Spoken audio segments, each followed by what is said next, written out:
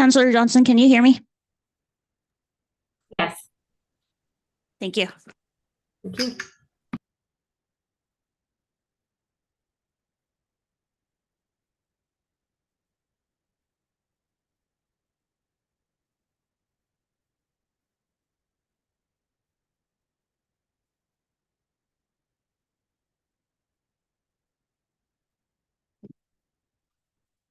Natalie, can you hear me? Would you answer back, please? Yes, can you hear me? Yes, you're good. Okay, thanks. Great. Excellent. Okay, it's 6 o'clock. Let's go ahead and get started. I'll call this meeting to order. This is a work session meeting of the Manitou Springs City Council for June the 10th, 2025. And with that, I'll do the roll call. First, I'll call Mayor Pro Tem Natalie Johnson, who's joined us remotely. I'm here. Okay, good. Councilor Fortune, Present. Councilor Chandler, Present. Councilor Shada, Here. Councilor Weatherholt, Present. Councilor Wolf. Here and present. Good to know. Okay. And the mayor's also present. So we've all shown up. I want to play both sides of the fence. Yeah. Okay. All right, let's go ahead and get started. We have 3 discussion items this evening. The first is on the Bill Bowers open space. We'll get some background on the situation and kind of get some direction here for our next steps. So we've got Jillian from Park and Rec to walk us through this.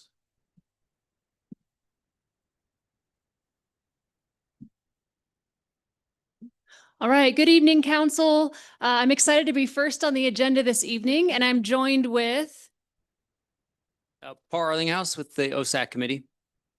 Paul's our new OSAC chair. So I'm Jillian. I'm the Parks and Recreation Director. And this evening, just wanted to share some information about Bill Bower Open Space and discuss the background of the property and the next steps. So next slide, please.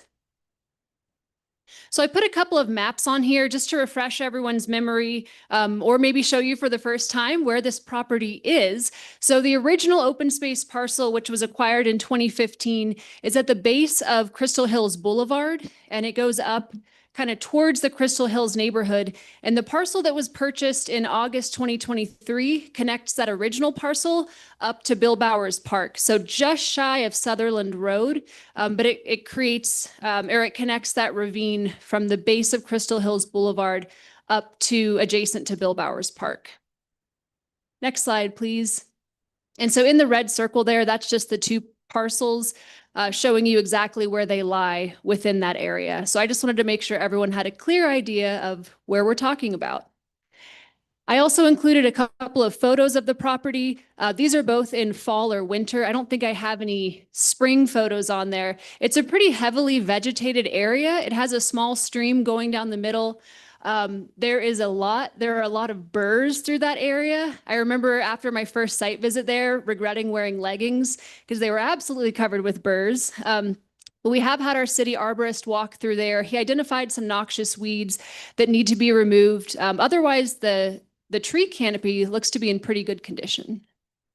Next slide, please. There's a photo on the left of the top of the parcel. It looks like there was some power line clearance done at one point in the parcel's history. And on the right there, that's Matthew, our former city arborist, discussing trees with Carl from the Rocky Mountain Field Institute on a site visit we took there in April of 2024, discussing a possible trail alignment and what it could look like if it were to go through that property. So just a quick background on the discussion of use for these parcels. So in June of 2023, OSAC voted to recommend the purchase of the connecting parcel. That's the top parcel. And then on August 23rd of 2023, the parcel was actually purchased. And so at the first OSAC meeting after the parcel purchase, OSAC discussed potential uses for the property. And one of those included a potential trail alignment connecting Bill Bowers Park to the base of Crystal Hills Boulevard. We hosted a walkthrough in November of 2023. Some of the OSAC committee members hadn't seen the property yet, so we did a walkthrough there. And then the following April, we walked the site with the Rocky Mountain Field Institute to get their thoughts on what it could take for a potential trail alignment, multi-use trail alignment through that property. Next slide, please. Thank you. And so since then, OSAC has been discussing what the formal public engagement process could look like for this property. There's a lot of, we've had a lot of community feedback at OSAC meetings, both for and against the potential trail, showing support and also showing concern. And I believe I included some of those letters in the agenda packet for this item. Like I mentioned on the slideshow, we had several public comments mentioned. I did work with our public information officer to draft a survey that could go out to the community to assess interest and get additional feedback. And this evening, I'd love to hear your thoughts on how to proceed with public engagement for this parcel in particular. And if you have any recommendations on whether or not you'd start with a survey and then a community meeting or vice versa. So that's what I would love to hear from council this evening. Thank you. Okay, Paul, do you have comments that you want to make or? I don't know. We're just looking for feedback and, just guidance on how to proceed. Okay, thank you. Well, the information in the packet I think was helpful. So if you're ready to field questions, I think maybe council has some points we're curious about. Council? You have any? Judith? Thank you, Mayor. I have a number of comments. First of all, just for clarity, I just want to let everyone know that I've been the council liaison to the Open Space Advisory Committee since 2020. So I've been in the room with many of these discussions about this particular parcel of land, both pro and con. I wasn't able to go with the OSAC group to hike the parcel, but I did go out for a number of hours with Tim Beeson. We hiked it from the top down to the hairpin turn and back up again. And I can certainly empathize with the burr issue because I had a jacket on and I was literally covered. So first of all, it's a very narrow canyon, right, area, ravine, I think that you kind of used. There's a water source going through there. I went through in winter into spring. There was still snow on the ground and it was a bushwhacking experience. Lots of wildlife, an incredible riparian habitat. So having said that, I have looked at the pro and con, and I just want to make sure that when we're addressing these issues of whether this is a good idea or not, that we really stick with the facts. I know there were some comments about this being a great, this being trail connectivity. And I'm going to have to say that I disagree with that because it ends at the hairpin turn right at the overpass to 24. I think that saying that it is a safe route to schools in Manitou is, I'm going to say that the best thing I can say is that's a real stretch. I have major issues about connectivity. I also have some issues about the survey. I'm not opposed to putting out the survey. I'm not opposed to some really robust community engagement on this issue. My thing about that is when you put out a survey, it's easy to ask questions to get the answers that you want. And the first question on the survey is, would you like to have a trail here? And I think most people that are answering a survey, when they see, would you like a trail? Most people say, yeah, that's a really good idea. So I did a little informal poll and just in my neighborhood and around my, the people that I know. And I said, would you like to have a trail? And they said, absolutely. And I said, do you know where this piece of property is? And they said, we have no idea what you're talking about. So if you're going to put out a survey and have a robust community engagement process, I think you need to ask questions leading with, are you familiar with this parcel of land and where it is? Have you been up there? I know you have one that you live close by, which I really appreciate. So I'm not opposed to the questionnaire at all. And lastly, I just want to say this. My biggest concern right now is a timing issue. Whether the community decides, yes, we want some kind of trail here, which I have tremendous concerns about, especially where it gets really narrow, but I think that it really deserves some community engagement and a survey. As you all know, Manitou Springs is facing some potential budget issues, some serious budget issues. And when I'm sitting in a room with the rest of city council, who I'm very proud of, where we spent a whole day talking about how are we going to close a gap on a huge budget shortfall. And we're talking about discontinuing things like the Day of Friendship because we can't afford it. I would say I would like to see this issue deferred to after the election. And I'll tell you why. Number one, we'll have a greater understanding of where we are budget-wise. Also, we have other things in the queue that I think take precedent over this. This parcel isn't going anywhere. I want to, when we have a new council and there are going to be 4 seats up for election, we're going to get an opportunity to take a look at where we are budget-wise and then come back and my number one priority is connectivity. And I think Creek Walk is an absolute priority.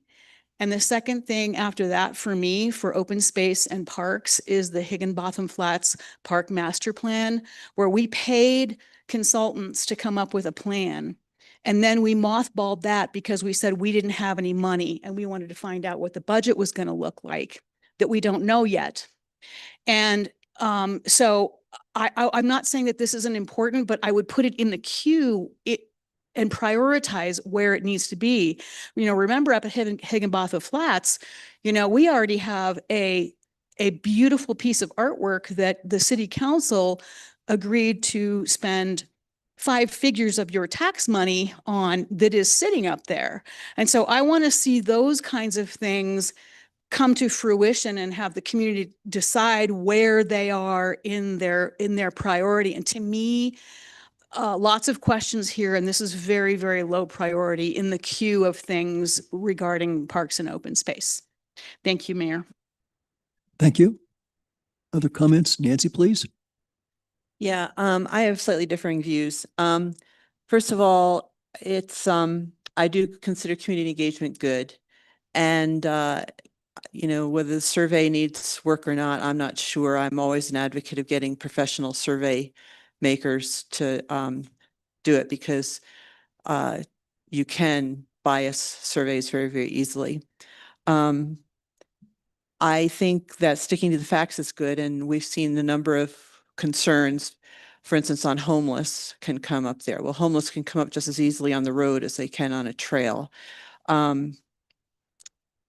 The cost would be so minimal. Typically, I mean, I've built trails and you can, you know, volunteers usually in our community build trails. So the cost would be so minimal, and that whatever costs, I mean, last time I worked on a trail was the Inniman Trail. And, you know, the only thing that we paid for was for food for the volunteers and some equipment, some timbers and so on. So I'm not worried about the costs in the least. Thirdly, this has been a project that OSAC has worked on for at least 10 years. And the OSAC purchased the property intentionally to put a trail through there. So I think that that promise or that commitment has been there for such a long time, and I would hate to see it not realized at this point in time. I think the argument for, you know, I think the connectivity, it's a neighborhood trail. It would be a neighborhood trail primarily, but the connectivity to get down to Route 3 bus, I mean, I would use that trail to do that, because right now to get to the number 3 bus, I'm going to have to take a car and then find a place in town to park my car, et cetera. So it makes no sense for me to even take public transportation. So I see this as a good thing. And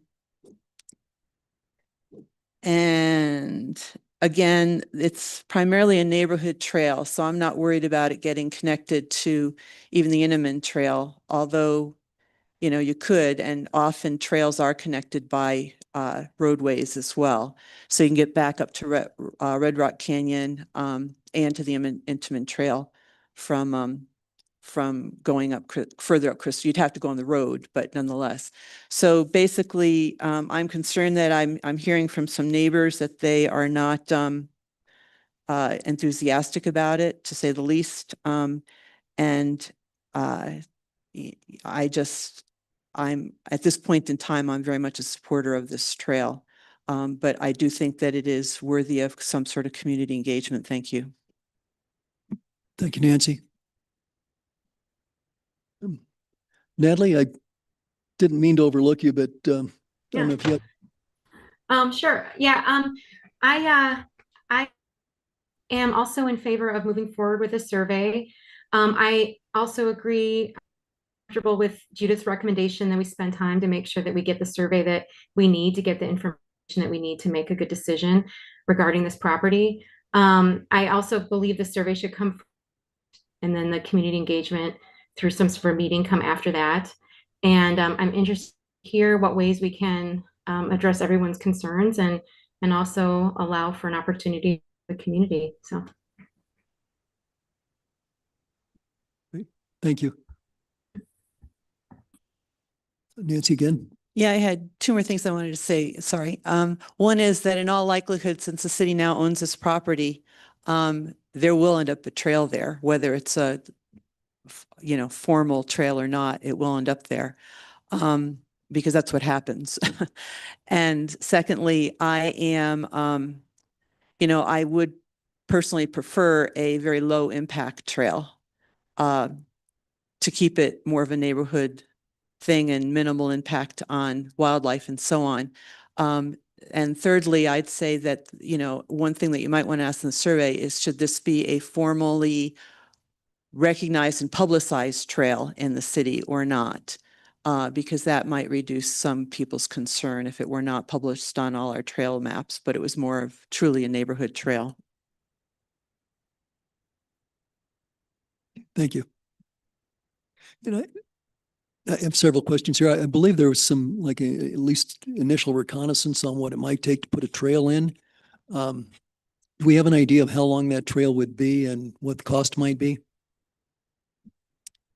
I'm trying to think of the distance in my head. I think it's less than a mile. Besides the bushwhacking, it is a relatively quick hike from the top to the bottom. And I believe we don't have a formal quote from REMFE. We never obtained that, but that is something I could provide. They have the information on what it would take to get a trail in there. Okay, I was curious, but I don't think that holds us up tonight. Do we have it's my understanding we don't have any grant applications or anything in on this. So if we were to delay this somewhat, my understanding, we're not at risk of losing money or losing momentum. Is that? That's correct? Okay, so we can take a deep breath and think about this. Okay. To me, in looking through the materials and the letters and so forth, it seems to me like this would be basically a neighborhood trail. So I guess it's really a question, what's the neighborhood want? And if it's like a typical Manitou neighbor, half the people want one thing and the other half will want something else. So it's going to be a little bit tricky. I guess I lean towards some kind of public engagement, just I don't think it has to be super expensive, or it can be somewhat informal, I think, be my thought. Yeah, I think it was wise for OSAC to champion acquiring this property and for the city to get it. We've got it. We don't necessarily have to do anything with it right away is my thinking. And as Judith said, we've got a number of other projects. In fact, OSAC, I think Black Canyon, you may have some other plans that may be more, maybe a higher priority. I don't know. Paul, I guess if you could give us a little direction as to where this maybe fits in with the overall scope and OSAC's vision of the future. Right. I think it's kind of the sooner that we kind of understand what the community wants in that property, then it allows us time to work on a plan to execute that.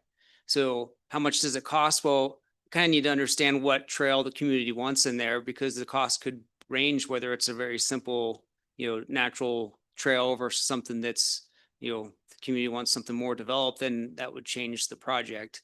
So I don't think there's any rush from anyone to develop a trail there. But if we have an understanding of what the community wants, that allows us to just start working towards something in the future. Great, thank you. Good answer. Other comments from council? Questions, Julie? This is kind of a chicken and the egg, what comes first, situation. I was about to suggest that we not put a survey out until we have some idea about the cost, because I think a lot of our surveys are, the results of our surveys are less than helpful, because we don't usually tell people, oh, if you vote yes on this, then we're gonna have to close the pool. Or, people have no idea. Or do you want another, do you want another building for community meetings? Oh, sure, why not? Well, but then once people think about are confronted about the costs, they might change their mind, So I was about to suggest, let's not do a survey till we have some cost idea, but now I understand you can't put the cost idea together without knowing what the community wants. So it's a problem. I mean, maybe a solution might be if the survey were to indicate different options, like a simple trail, like Nancy was referring to, or a low impact trail, I think she called it, would cost the city in the range of X dollars versus a different kind of trail would be Y dollars. At least that way people are voting with a little bit of information and knowledge under their belt. Otherwise, it's sort of like, do you want Santa Claus to bring you a new puppy for Christmas? Sure.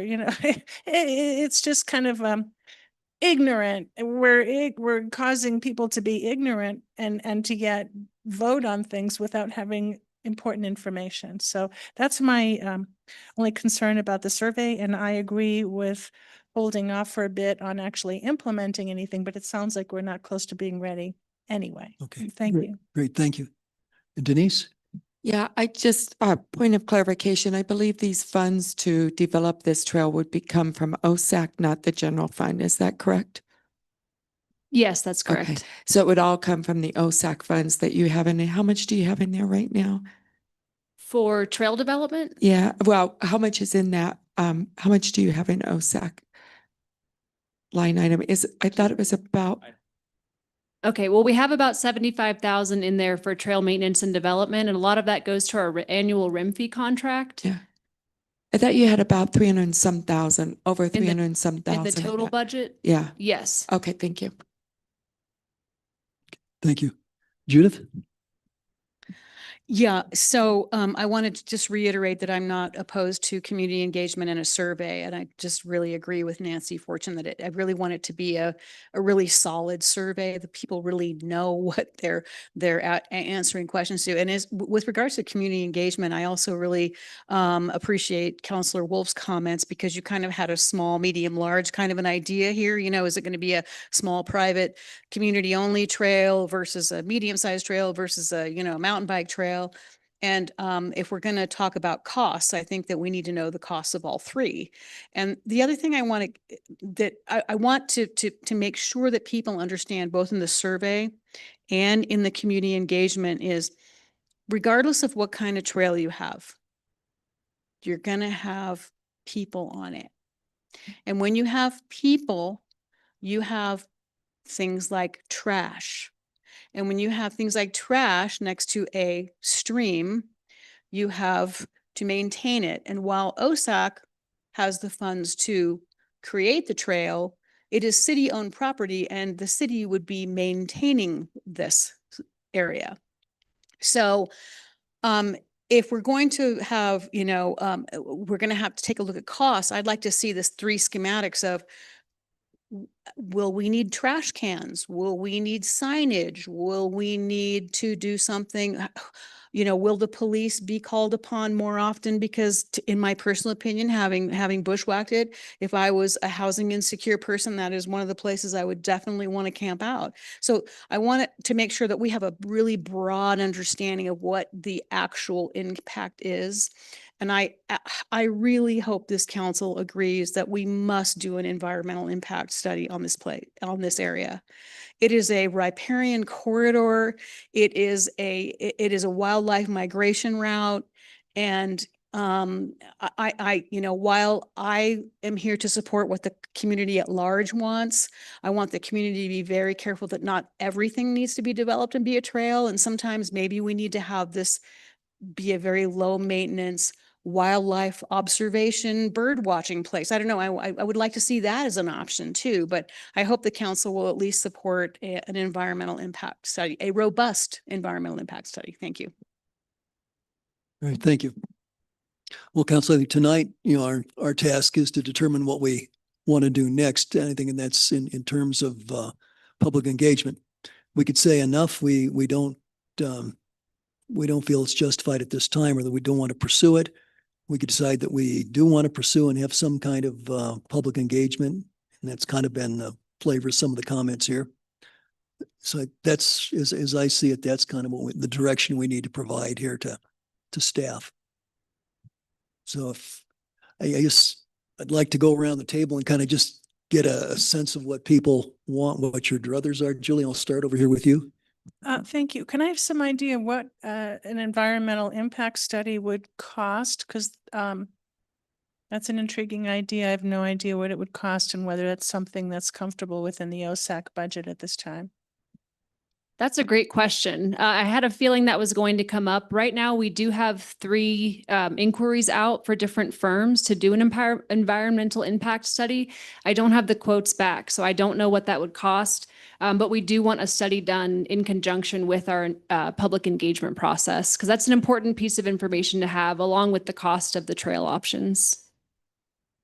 Okay, thank you, Nancy. Yeah, when we were planning the Creek Walk Trail, we had to have to include in the grant packet, we had to have Colorado Parks and Wildlife come and give us an assessment of the impact that it would have. Now, so environmental impact can be defined in many, many ways. The Colorado Parks and Wildlife does that for nothing, or they did then. I assume they'll still do it. So I see lots of obstacles being put in the way here. And I would like to not go overboard with, I would like to just what is needed and not what is going to be used to stop this project. Okay, thank you. Okay, so that kind of takes us back to where we were starting. Okay, I Julie. guess my position is I want to know what's involved with an environmental impact. I want to know if it's true that we can get it for free from the state. And if so, will it be done within the next 5 years, or when? What is their timeline? Do they still have money to do that? If not, I would like to know with the RFP, what would it cost to have the environmental impact study? And how does that fit, if at all, within the OSAC budget? I'd like to know the cost of different options that we would present to the community, ranging from the low impact trail all the way up to whatever you want, and have some cost information. And then after all of that information is ready, then I think it's fine for someone to draft a survey. But before then, I'm annoyed by surveys that just say, oh, would you like to have, all the toilets in Manitou be gold? Sure. Without any, consideration of the cost and everything. So I'd like all that information put together before a survey is done, so that people have a knowledge with which to make some judgments. Okay, thank you. Nancy? I'm for, the community engagement. I would like whatever to happen to be very objective. I see, as I said, I know that OSAC has been working on this for at least 10 years, if not longer. So it's not like it's a new idea by any stretch of the imagination.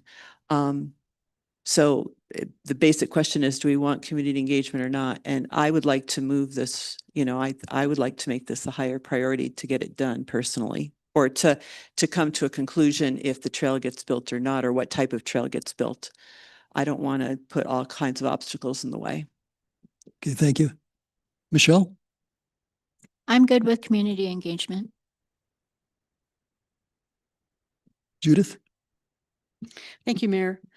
So I love work sessions, because that's what we do here. We put our heads together and we talk about things, and it's great. We don't make any decisions. And I'm always amazed at all the great questions. And so what the conclusion that I've come to tonight is we don't have enough answers for a community engagement session and a survey yet, because we, as Councillor Wolf mentioned, you know, we're curious about the costs of these potential 3 trails, what they might look like, what might some schematics be, what might an environmental assessment cost. And so I think that the community would want to be asking, they would ask these questions and they would want these answers too. And so I think the more prepared we are, because again, I always look at things as, you know, is this an urgent? Is the house on fire, right? Do we have to deal with this today? Is this, you know, please don't wash your body because we're in a water crisis. That's a crisis. This is not a crisis. This is an amazing opportunity to do this right. And if we're going to do something in there, let's do it right and get all the information that we need. So I am a fan of having you do some more digging and get us back some more information, and then put together, make sure that our survey that I agree that should go out. I have this, I'm not sure how we engage with the people that are most impacted by it. You know, I want to make sure that we really get those people that are so intensely impacted. I don't live up there, so I want to make sure that we're mindful of that, right? Because that whole NIMBY thing, not in my backyard, right? So that's taken into consideration in the survey too, if at all possible. But to me, this is not the house is on fire kind of a thing. And I would like the community to tell council where this falls in the priority. Where does this fall in the priority? If it rises to the top above Creek Walk and the Higginbotham Flats, then I think the community is the group that should tell us all this. So I also think that 10 years ago we weren't facing a phenomenal budget crisis like we are now right now. And so the times have changed. So while we say, oh, we've been working on this for 10 years, today, you know, we have to make some serious decisions and see what the outcome of the election is before we can take a look at our checkbook before we move forward with these things. So I'm really excited about you getting us some more information. Thank you. Okay, thank you. Natalie, what's your take?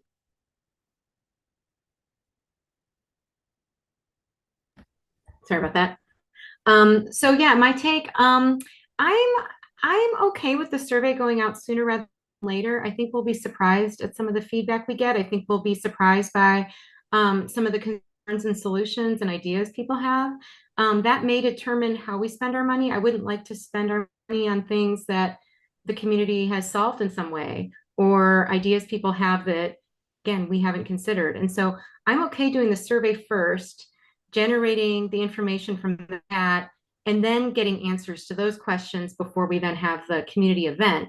But I'm okay with the survey going out without all of our answers, because the whole point of the survey is to figure out what questions people have first before we spend money, and that, in my opinion. And so I'm okay with that piece. And let's see. Also, I just want to, Higginbotham, I believe that is PARB money. That's not OSAC. So I just want to clarify that that's a different pot of money that we're looking at to fund those different projects. Thank you. Very good. John? I'm fine going ahead with the survey. Okay, thank you. Jillian, you had, in the packet, you had given us a sample questionnaire, which it looks like is pretty simple and straightforward, but would provide some direction. How difficult would that be? I mean, it's an online questionnaire. I suppose we could make printed copies available. Can you kind of give us an idea of how you saw that being used? Yeah, definitely. So this was a survey put together by our public information officer, and we would plan on distributing the survey through our social media outlets, also creating a QR code leading to the survey so folks could access it if they're not following on social media, but perhaps they see a promotion in the Pikes Peak Bulletin for the survey. So we would do our best to reach the entire community, because we do want to hear from all of Manitou Springs, including our significant stakeholders, which are the folks who would be most impacted in that neighborhood. Okay, thank you. Do you have an idea how long it would take to do that and what it might cost? I mean, it looks to me like this is fairly simple, but can you give Yeah. us a little detail? Absolutely. If we were to do it in-house, the cost would be minimal. I think the most expensive item would be getting it put into the Pikes Peak Bulletin or other promo media outlets. If we were to hire a professional company to do the survey, the cost would go up. I don't have that number now, but I know that doing it in-house would be minimal cost. Okay. So in about a month for the survey. About a month, okay. Yeah. Okay. I'll have I'll have a couple comments, but Julie, go ahead. Oh, Okay, all right, then we'll come back. So we're just kind of trying to take the temperature. Well, I kind of lean towards doing this survey here. I mean, it looks like it's relatively simple. I mean, this isn't the only time council would like feedback from from neighborhoods or, from the community, from our citizens. So if we could do this and get a little bit of a better sense of what the neighborhood wants, I think that would be helpful.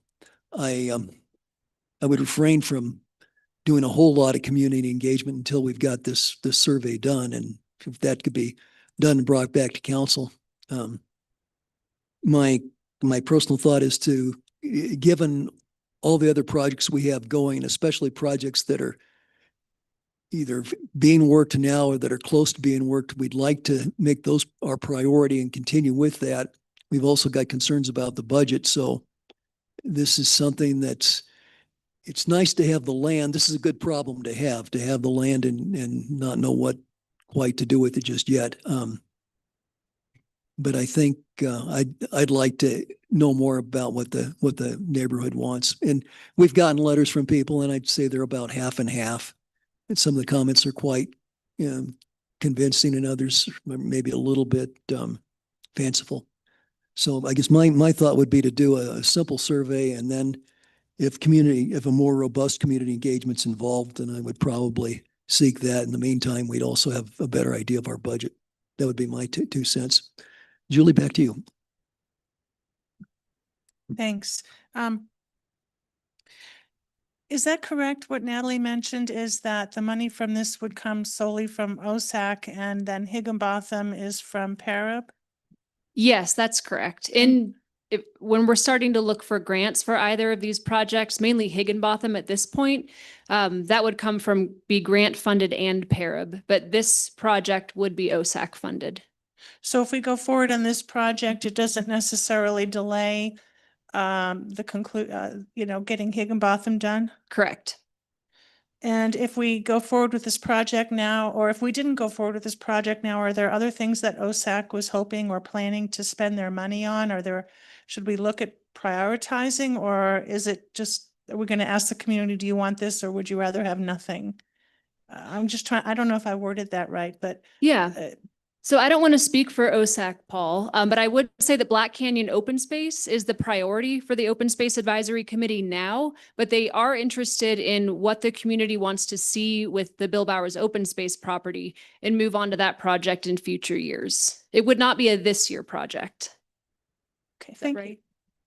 Yeah, I mean, my experience with trail development, I mean, there's trails that I've seen built that we started the work 12 years before we actually put shovels to the ground. So, I'm sorry. My experience with trail development, I mean, typically it's a 3+ year process from when you start doing the initial, planning to when you actually put shovels to dirt, and it could even be much longer than that. So we're just trying to keep the pipeline filled with projects and make sure we're looking far into the future for what we can provide for the city. So this would not impact or slow down the other project okay, Denise is saying that. Okay, thank you. Thank you. Council, let me throw out an idea and see what you think of it. I guess my thought would be that we take the sample questionnaire that Jillian provided in the packet. We go ahead and do that in-house, and it would take us a month or so. Then at some future council meeting, we'll get those results. I would want to do this at a regular session. Then people can, make comments as to what they want. And I think we'd have a better idea then as to what we might want to do. So that's my thought. If you've got other ideas, I'd be happy to hear them. Judith? I'm still interested if you are willing to pursue the costs of things. I mean, I think that for me on council, that always is one of the things that I factor in is how much is it going to cost? What can we expect? How much does an environmental impact study cost us so that we can knowledgeably communicate with the community? I do have some concerns about the survey in its present form. So I would certainly be willing if there's, Mayor, if with your consent, certainly to maybe send you some potential questions, the PIO officer. I mean, I think it's important that I mean, if you want a trail, that's great, but do you even know where it is? So I think we have to ask a few more questions about how engaged is the community about what they know about this project. So, but yeah, I'm always a fan of community engagement, but I do want to know if as soon as you can, and I'm not saying that this is like priority, but I'm very curious about the costs of what you perceive the 3 different options of trails would look like and what that would entail, and how much involvement from the city after, let's say we put a trail in and OSAC pays for it, the city has to maintain it. So just want to make sure that we cover all our bases. Thank you. Yes, we will still look into the costs. Other comments from council? Denise, please. So Mayor, as you know, I like to wrap up these to make sure that staff has a clear direction of where we're going. And I think what we've been asked is let's look at the survey a little bit more detail. Anybody who has recommendations on a question, please send them to Jillian and she will be the point of contact. We'll try to get the survey out within the next month and a half or so. It may not happen immediately. We want to make sure we do it at the right time because sometimes if you do surveys at different times, you have fewer responses. So we'll be doing that and then we'll also be looking at cost and then we'll move forward from there. Yeah, I think that's dates that sound agreeable to council. Okay. Actually, I would also ask Paul if, so I anticipate that at some point here in the future, at least a month from now, we would have a public meeting to discuss the results, to get some cost estimate information, courtesy of Jillian. And Paul, if you could be here, have a representative and kind of explain where OSAC's priorities are, we would know where to kind of sandwich this in. That would be helpful to us, I think. And then if it's a regular meeting, we could have, the public can make comments too and tell us what they think. Does that all sound agreeable? Yeah, it's fine. That's good with OSAC. Okay, great. Is council okay with that? Okay, that's direction to staff. Thank you very much. All right. Thank you all. That was very helpful. Thank you. Okay. Sorry, Steve, we're not taking public comment tonight. Thank you. But we will have it. You'll have the opportunity or at some point in the future. Okay.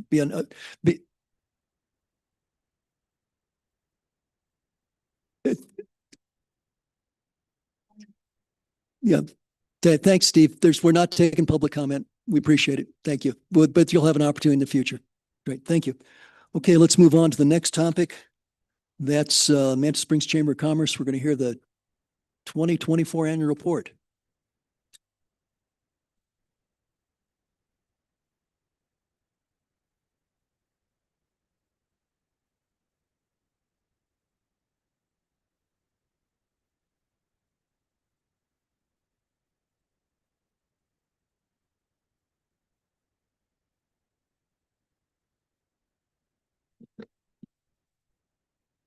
Good evening, counselors. Thanks for having us this evening to talk about our annual report.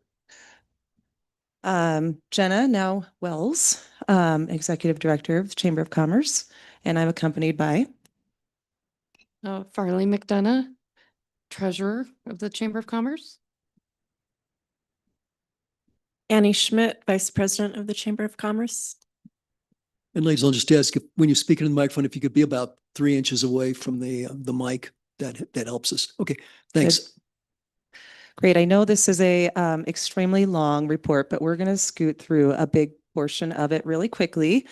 And we will have some physical copies in the next few weeks that I would be happy to get to all of you. So should I just say slide forward? Okay, great. Let's go forward and forward and forward and forward. One more time. Okay, we can stop here for just a moment, and I'm not sure if you're all looking at this on your screens. Really, what we want to do today, in addition to talking about the 2024 numbers and what we accomplished, is really who we are and how we serve the community, both residents and businesses, and the different ways in which we do that. I wish I brought my glasses. I do not have them, but I know you can probably do without me reading that word for word. And I don't have that copy in front of me, but we can go forward to the next. We've got a lot other things that are more interesting to you to get through. On this page, I would encourage you to read some of the testimonials about our work from various leaders in the city and business owners that support what we do and are, thank you, Denise. A big part of our chamber membership as well. You can scoot forward. Thank you. Our team has restructured almost entirely from 2024 through the beginning of 2025. Unfortunately, April couldn't be here with us tonight, but she is our board president now. And then we've got our board members beneath that. I know you recognize me, but I have a different name. And then we also have Monica, who remains, a new marketing coordinator, Jesse. Amy, our social media manager, has remained as well. And we have a brand new special event coordinator that will be starting next Monday named Hallie. So look forward to y'all meeting her. Our strategic plan started in 2024, goes through 2028. There's a lot of buckets in 2025 that we have to fill. That first bucket of managing transition and leadership roles, we are actively doing, as you can see from the last slide. We are also assessing events. We're going to talk about that a little bit later and be clear about what events we're retaining and what we aren't. This year, we're also going to do some work creating and implementing our financial strategy. And then being more present and visible within our leadership role in the community and the region. We've got the Manitou Cares program. We're really hoping to get off the ground in a big way, in addition to what we've already done in conjunction with the MAC. Thank you, Natalie. And then we've got some DEI focuses, as well as wanting to really put some more emphasis on coordinating and partnering with the city and our city partners. Next slide. So in 2024, the goals that we did reach are listed here, and I'll kind of scoot through this so we can spend more time on 2025. But in 2024, outreach and communication, sustainability and business support, and chamber building improvements were three of our major buckets that we accomplished all of these initiatives in. Yep. Thank you.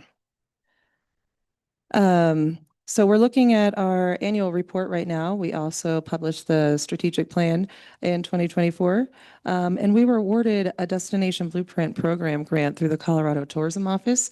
And we're going to talk a little bit more about what that program was and why it's important. We also had some award winners. One is sitting next to me at the Visit Colorado Spring Tourism Awards, and Leslie Lewis as well won an award at that.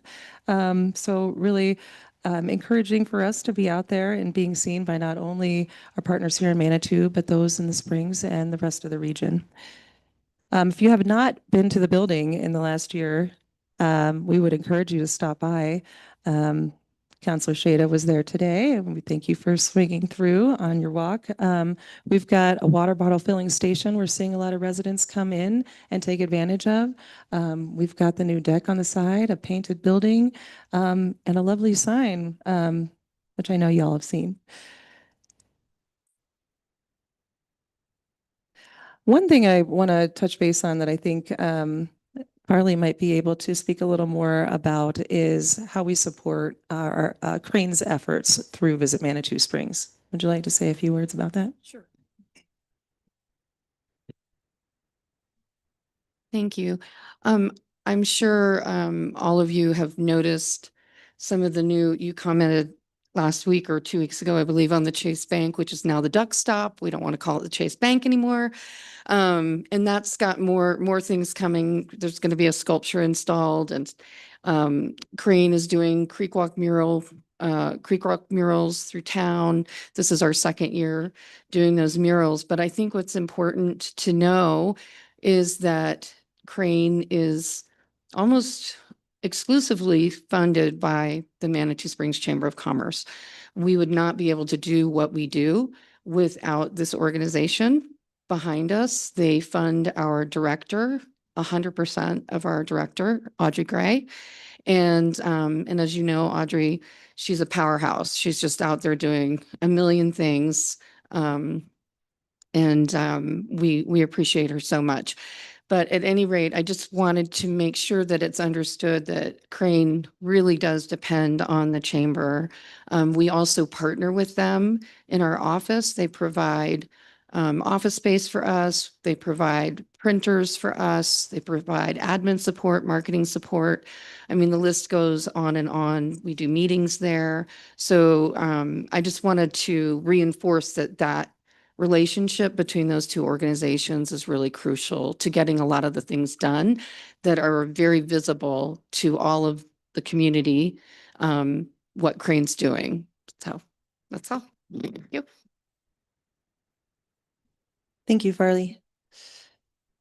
We talked a little, or I mentioned a destination blueprint. We were talking about surveys just a few minutes ago too. We did one through the Destination Blueprint program. I'm going to read a little bit about what Destination Blueprint is. I can find my, there it is.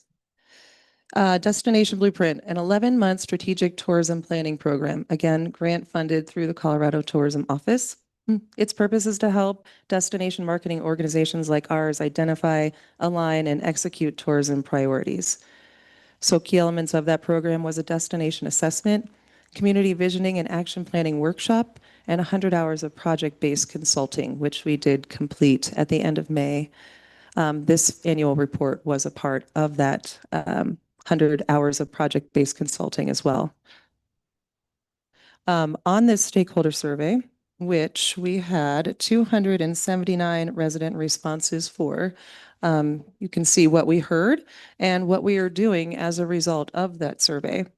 I won't go through all of that. I'll let you read that on your own. But main points is that 89% of the folks that returned this resident sentiment survey do not work in the tourism industry, and majority have lived in Manitou for over 20 years, and 97% are the year-round residents. So we feel like amongst those survey respondents, we really did get a really well-rounded group of folks that are really invested in our community.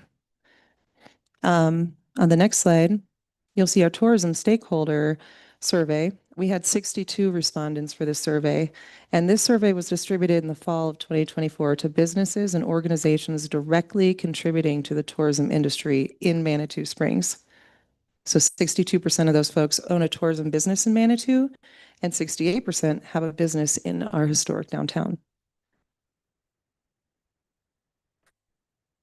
Visitor trends, not surprising, mostly come from Texas and our home state of Colorado. These are things we know, but you can see in some of the lighter blue areas, some of the other focus points that we'll be looking at as we do some targeted marketing down the road on who we know is going to our website, is coming into our community, is coming into our visitor center, is spending money here, directly supporting Manitou Springs. Another graph that's not super surprising is that bell curve of when most of our visitors are here in our community, which of course is in the summer months. What we like to change is both the bell curve and the lower graph from a one-day tourist visitor trip length to more like 2, 3, 4-day trip length. So we are working through some of our assessments with the Destination Blueprint to determine the best ways in which to transfer those one-day staycationers into overnights. And we'll be continuing to do that through this year. So on our revenue and expenses for 2024, a couple of, well, actually, these next two slides I'd like to spend a little more time on. We did have a question from Mayor Graham that I'd like to address on the economic development expenses. Oh, I'm sorry, you can go forward to the next slide and the next slide. Thank you. We got a little further information on the economic development $76,000 expense. I want to be clear on what that was. That was Crane in its entirety, which is about $55,000 of that $76,000 budget. The chamber portion of the street banners, our sign out front, and the last year of our Avalara tax collection company fee for Manitou Made before it had transitioned over to the MAC Launchpad. So just wanted to be really clear on where those funds are going, as it's not delineated here. Hopefully that answers your question. On the next slide,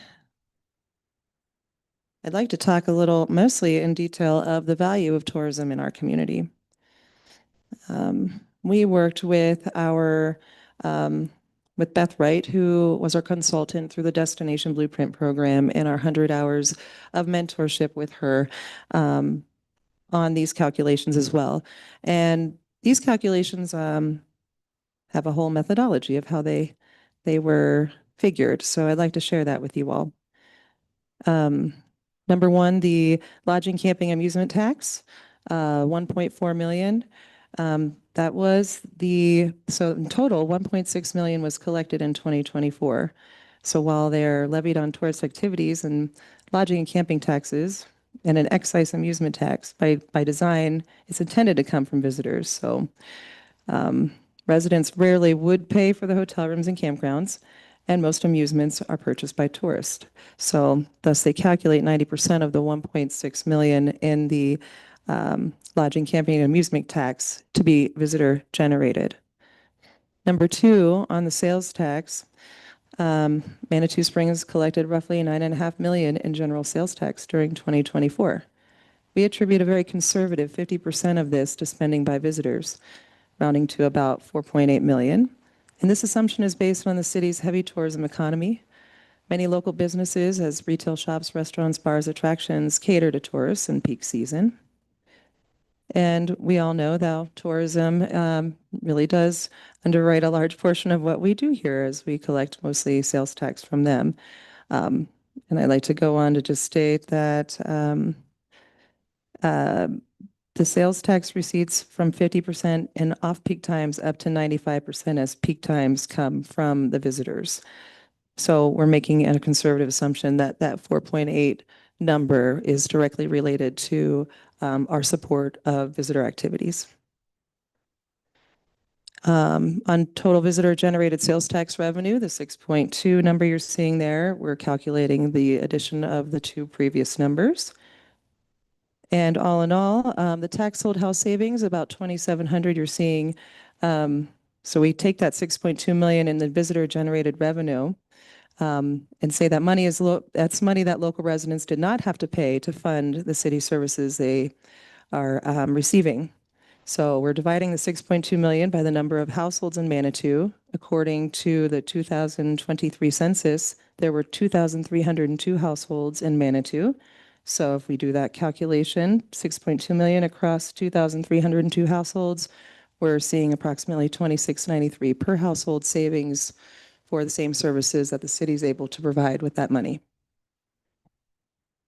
So all in all, that 9.5% number, that's 9.5% of the 6.2 million generated by visitors, is equating to the 587,000 in which we receive from the city's general fund.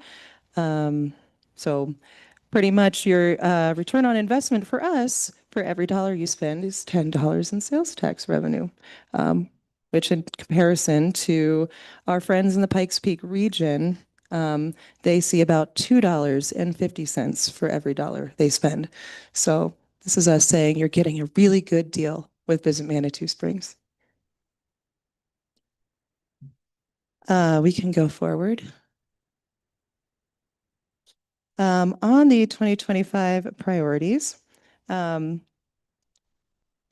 organizational leadership is a top priority for us. That's something you see us working on as I speak here today. Promoting the responsible and sustainable tourism as well, improving our visitor spaces and our downtown experience, growing our community engagement and local business support, and elevating our local and regional collaboration and advocacy. We're going to see a slide here shortly about all the partners we have in the region that we're actively working with. And I think it'll surprise you just how small but mighty our staff of our four are performing. Next. Oh, next slide, please. This is in our annual report, just a little how you can get engaged. This will be a good opportunity for me to say we've got something rolling out this year called the Meet Manitou Pass. Many might know, but many might not, that some of our local businesses, actually a lot of them, offer local discounts. And not a lot of people know that, or maybe they don't want to ask that question. So we're putting together the Meet Manitou Pass to really just put out there what businesses are already doing, and if not, encouraging them to do a little something for our locals. This would be our incentive-based initiative for mostly the fall and the off-season to get residents to come and visit our business community, do their holiday shopping, or grab the coffee maybe they wouldn't have if they didn't know they got a discount there. So we'll be putting this together, and my hope is that this will launch midsummer, again, for a focus to be rolled out in the fall. It will be a digital pass program. So if you've experienced something like a downtown partnership pass where you show it on your phone, it'll be just like that. And we're partnering with Pikes Peak Region Attractions and using their Bandwango software to launch this. So it does not cost us any additional money to do this. Next slide. Thank you. Oh, next slide. I wanted to throw this in there just as something to side by side look at how our both City of Manitou Springs and Visit Manitou Springs vision and missions align. And what we're doing also with Plan Manitou is connecting the dots. We're really working going forward with our strategy on making sure that we're hitting those points in Plan Manitou and making that a priority as we look into things such as visitor engagement, education, and responsible and sustainable tourism.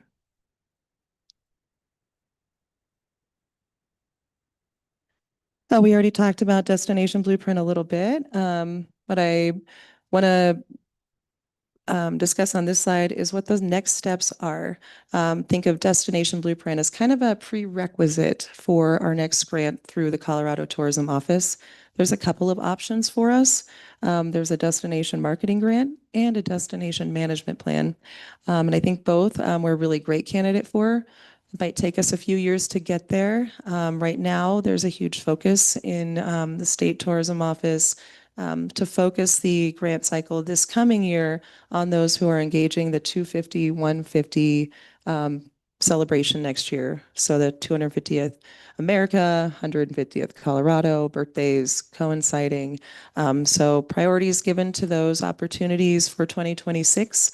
But between now and 2027, we'll be looking into both of these opportunities and seeing what fits the best for us at this time. Next slide.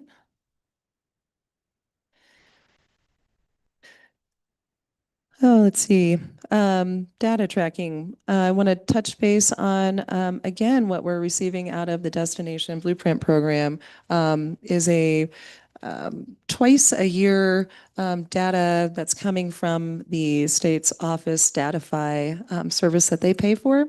that will be receiving reports. That report will also include short-term rental data. We haven't received this yet. This kind of happens at the conclusion of our grant cycle with Destination Blueprint, which just ended at the end of May. I would expect in the next few months, we'll start receiving that information, and we'd be happy to share it with the city so that you're aligned with what we're seeing in terms of where metrics are going. On that note, I do have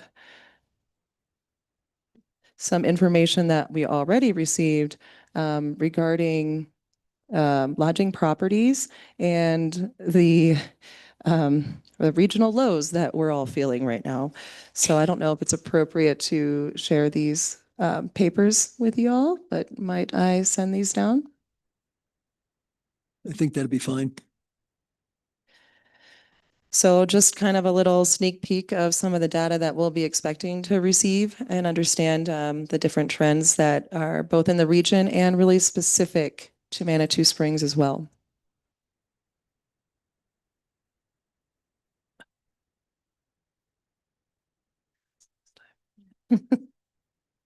Next time I won't bring as many papers. It's not very sustainable, is it? Okay. Community stewardship and engagement. We really want to be the ones to tell our story. So for us, it's really important that we exist to make sure that because we're the ones that are going to be sure to say things in the Manitou way. So Manitou Cares is a big part of that as we move forward with the Manitou Cares program and emphasize the Leave No Trace principles, encouraging the residents and visitors to be educated on bringing their reusable bag and water bottle and doing well by our community while they're visiting. We want to be sure that we're strong on our communications on parking, dining, trails, shuttles, attractions, arts, culture, heritage. It's great when we have our partner organizations put words out for us, but no word comes better than from our office.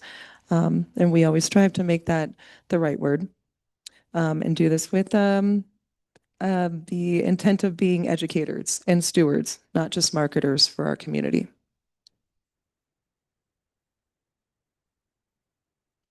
I know Farley already touched on Crane, just a little bit of a reiteration on our support of Crane, their operating expenses and their director, as well as our support of Crane through public art. We know that residents support and take pride in the art programs, the art they see on the streets, and we want to make sure that we're always supporting that effort as well. In addition to Crane, we do have a lot of other partners, and the Colorado Tourism Office is a huge one for us. Not sure if many of you are familiar with the Colorado Tourism Leadership Journey. That is a program I completed in 2023, and that was through a scholarship program that I received. A year-long program that was designed to grow and elevate the next generation of tourism leaders across the state. So it was a one-of-a-kind experience, truly. I got to visit many places in the state of Colorado and understand both their successes and their challenges with the tourism industry. And I'm very grateful for that opportunity and met Jillian actually through that program. So we've got some good ones here in Manitou. Also engaged with the Colorado Association of Destination Marketing Organizations, Southern Colorado Chamber, also Southern Colorado Women's Chamber, Visit Colorado Springs. We've got Care for Colorado Coalition, Pikes Peak Region Attractions. The list goes on and on. These are just some of our bigger partners that we work with, but we're in constant communication with many across the region and across the state to forward our initiatives and to understand what others are doing. Again, that's successful for them. So really grateful to be able to collaborate with all of these amazing people.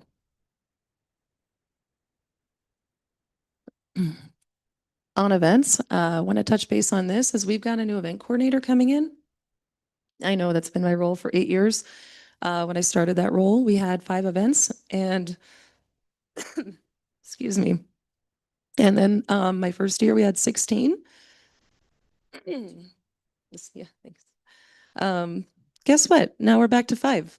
So I just want to I just want to show the council here that these are the most important events that we will continue to bear the torch for. The fruitcake toss, the gumbo cook-off, the Colorado Wine Festival, as we had last weekend, the ice cream social coming up, and the coffin races.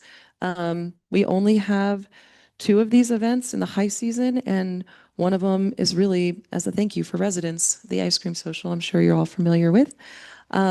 The others are intended to be economic drivers in the off season.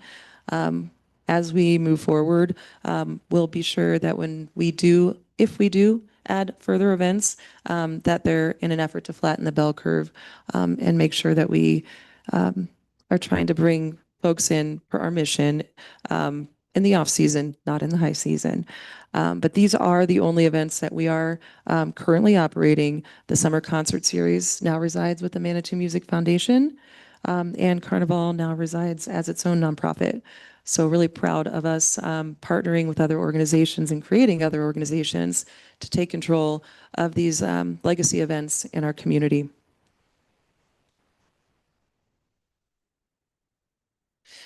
Next steps, what's that look like? Well, the 3 of us for sure, and the rest of our board, and a new event coordinator, and a really strong office with really great morale moving forward right now. I'm really encouraged about that as I step into this role. And I would like to commit to not only coming to City Council work session once a year, but I'd love to come to 3, even once a quarter, and update you on tangible numbers about what we're seeing with visitor data once we have that information, answer any questions you might have about our current initiatives and what we're working on, and keep the lines of communication really open going forward.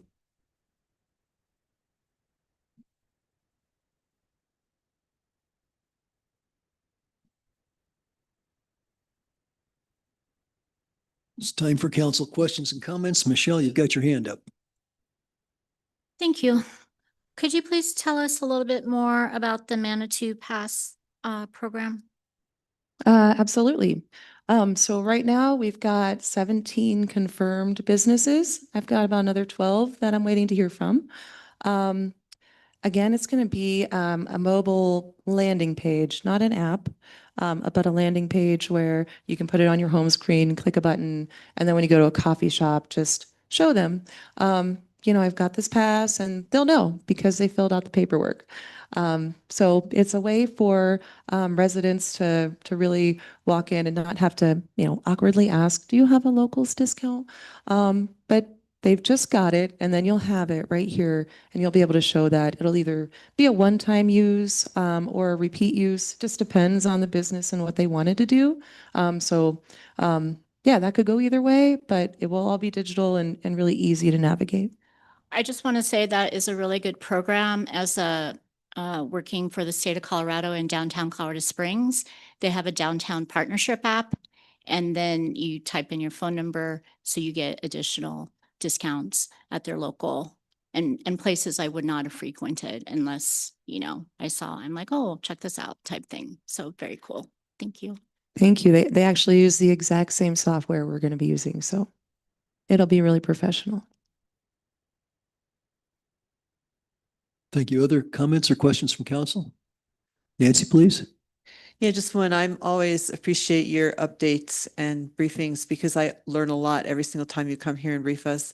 2 of the things that really stood out to me were the for every $1 the city gives to the chamber, we get $10 in return. And there are reasons why it's a lot less in Colorado Springs than others, but nonetheless, I think that's a pretty impressive return on investment. And secondly, I think I love the pass thing as well. I think that's a great initiative. And also the telling our story. I think that is so critical. And the fact that you guys are doing that for us, for the city, and I think you do a wonderful job at it. So thank you for all you guys do. Appreciate it. Thank you. Thank you. Judith?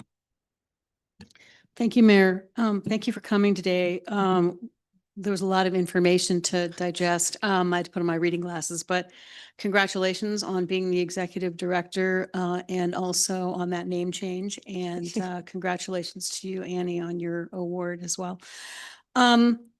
So just a couple questions. One, they're financial questions. One refers to the slide 17 of 31, the 2024 revenue and expenses. The admin line of 93,884, does that include tell me what that is, and does that include a payroll component? Let me look at that right quick.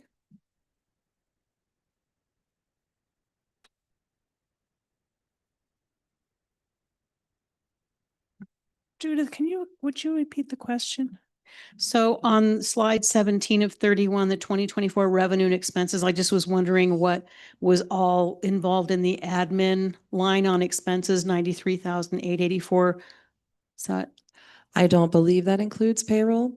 okay? I believe Thank you. administrative costs are more like postage. But I could get a little deeper into Yeah, that it and just seemed find like the a answer little, for you. if it didn't involve payroll, it just seemed, I was just curious about that almost $100,000 there. Overall, obviously you're doing well because your revenue exceeded your expenses in 2024 by $154,091. So that is great.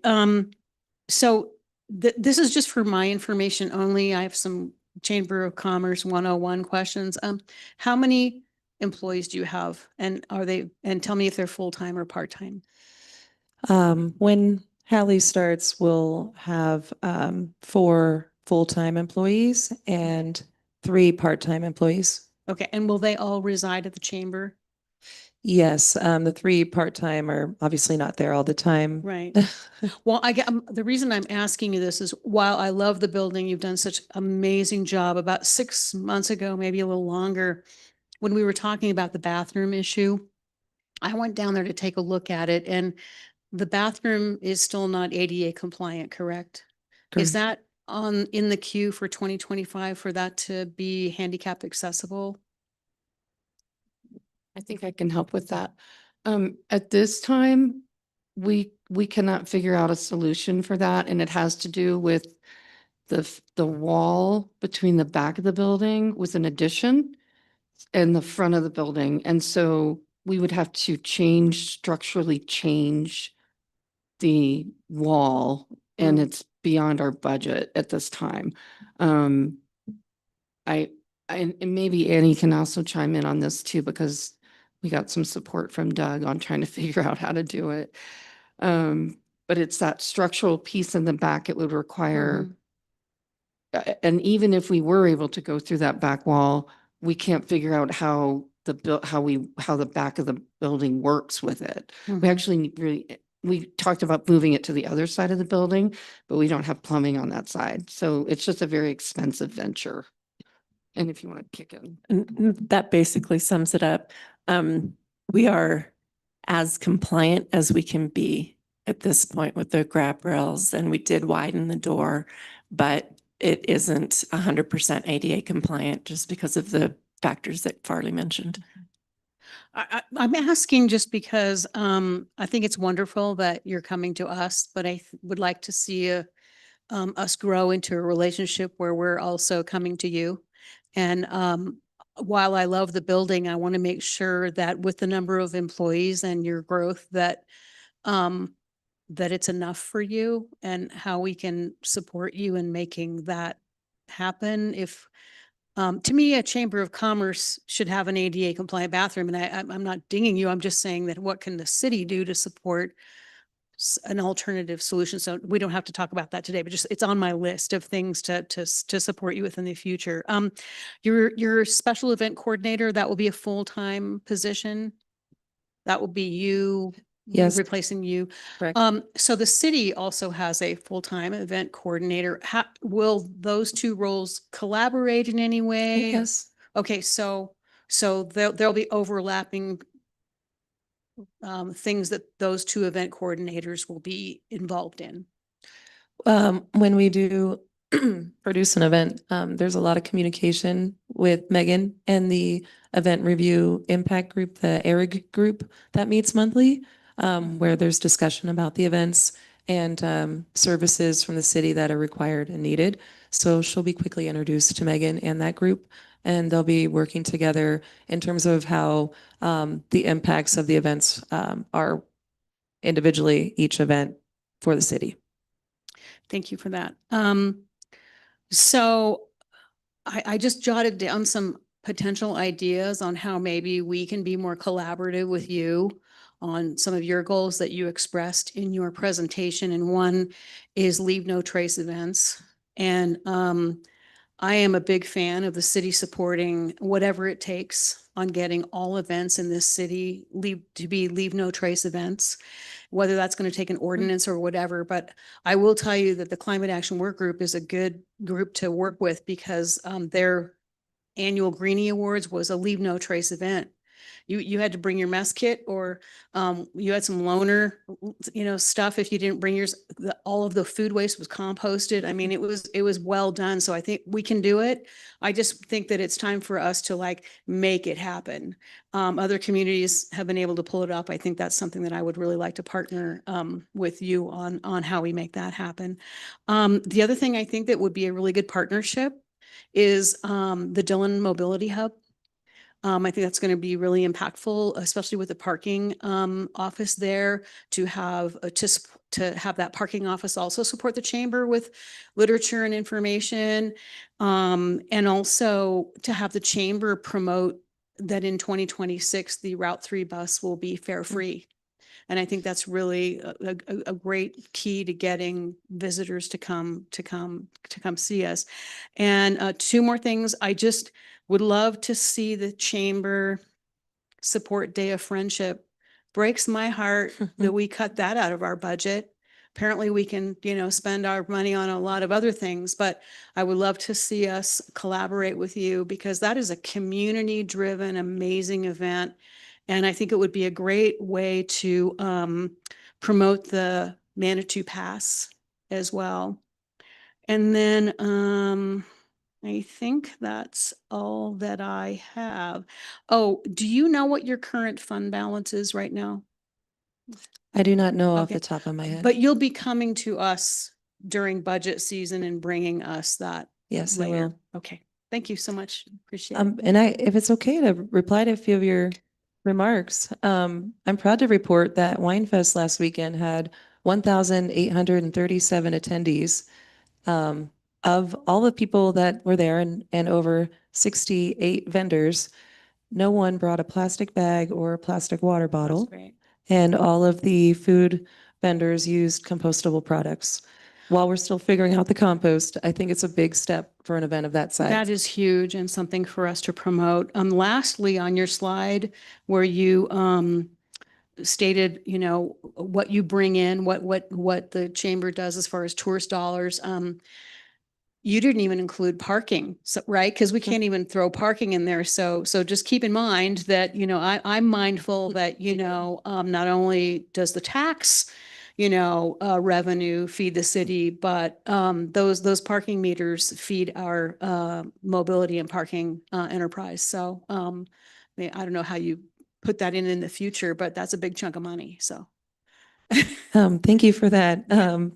And on parking at the Dillon specifically, we received funding for the sign in front of our building, which we didn't utilize to its fullest extent from the grant. So we actually have 2 kiosks, one inside the building. It's kind of like a mobile app, but on a very large computer that you interact with. It's life size. And then we have a mobile one that's smaller.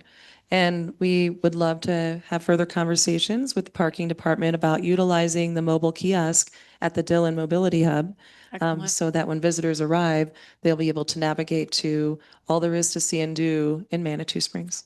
Thank you. Great. Thank you. Thank you. Julie? Thank you.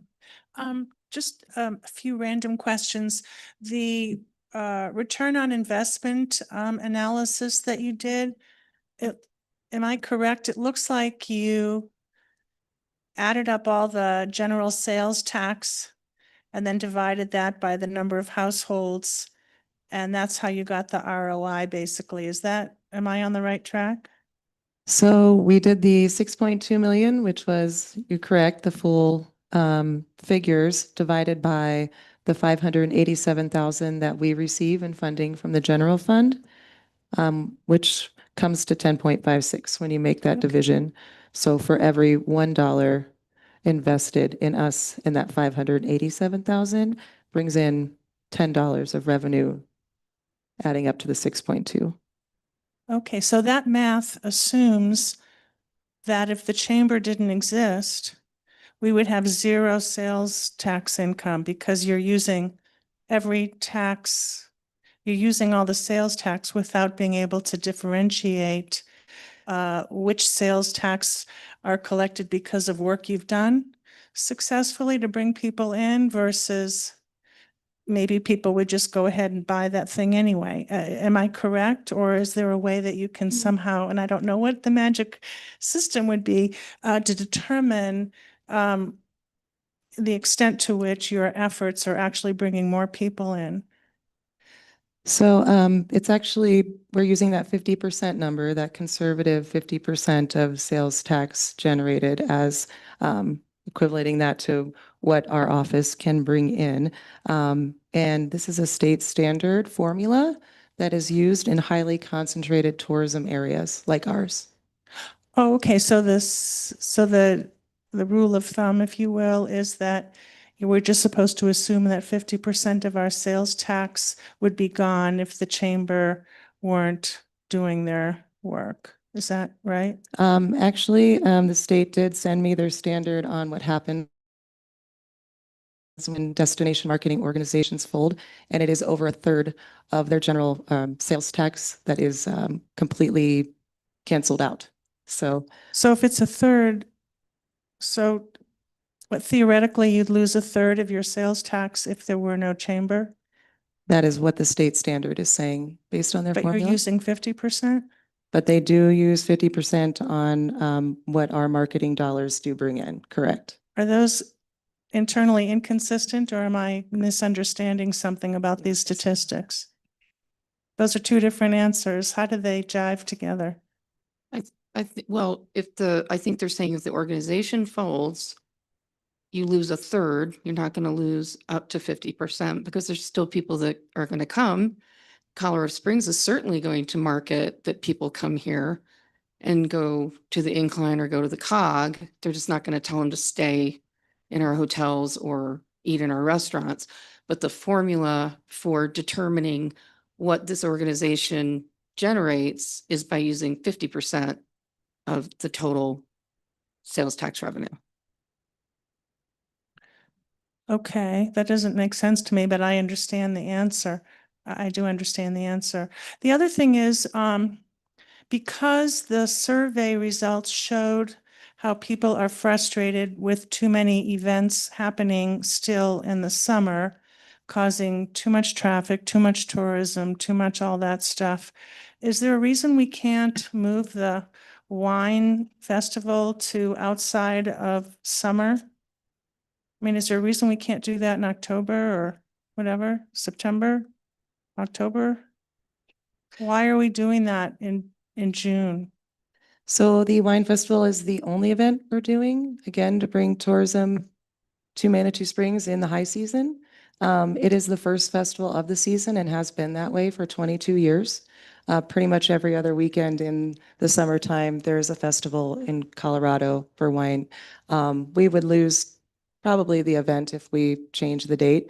And that's before we even consider the event use guide, which no longer allows for events more than twice a month in a park. And I think we could ask Megan, but I think all the dates that would even be possible are taken at this time. I see. Okay. Just give me a moment. I think those are all my questions. Thank you. Oh, I would really like to know what your fund balance is before the city reconsiders the budget next week, the annual budget.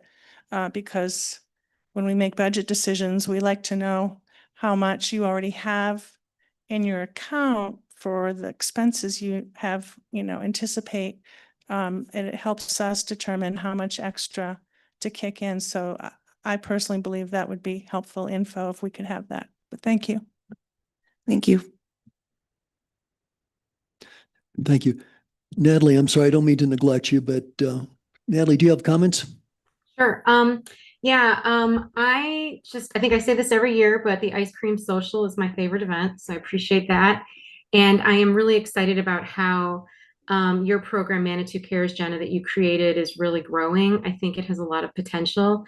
And in any way that the city can help to enhance that sustainability program, I'm definitely interested in working with the chamber, with Visit Manitou Springs to continue that and grow that. Additionally, to reiterate what Judith said, I believe the Dillon parking lot and the Route 3 bus opportunities are going to be really big. And that is something that I would like potentially council to collaborate with Visit Manitou Springs on as we move forward with that. And I'm interested in seeing if there's potential for the Dillon or other opportunities as we solve problems in the community that we start incorporating programs and projects that will help with employee parking problems. And so I think that's on our list of things to tackle moving forward in the coming years. So I think all of those things are great opportunities for the city to work with all of you on as we move forward. And great presentation. I was really impressed with the level of detail that you included in this. Thank you. Thank you. Thank you. Other comments from council? Julie? And then This is a big question, so feel free to give me the Reader's Digest version. I really don't understand how the bid works. I see your bid, expenses are about 10,000 more than the bid revenue that's generated. Does all the bid money go channel through the chamber? Or do you just get a portion of it? I'm glad you brought this up. Actually, I have a little piece to read on that. So we also had that question another time, and here's our response. The bid is not financially sustainable as it is. The chamber did step in to assist with administrative functions of the bid to keep it going. The budget's based on 30 cents a square foot of retail space within the boundaries of the district. The formula for funding hasn't changed since 2003, but expenses increased substantially in that time. With the expansion of the redevelopment on the west end of town, the conversation about the gateway to gateway solution really does need to continue. So you're right, the bid isn't sustainable. It does. Answer my question. Does all the money collected for bid go through the chamber, or does some of it go somewhere else? So, One time, Bob?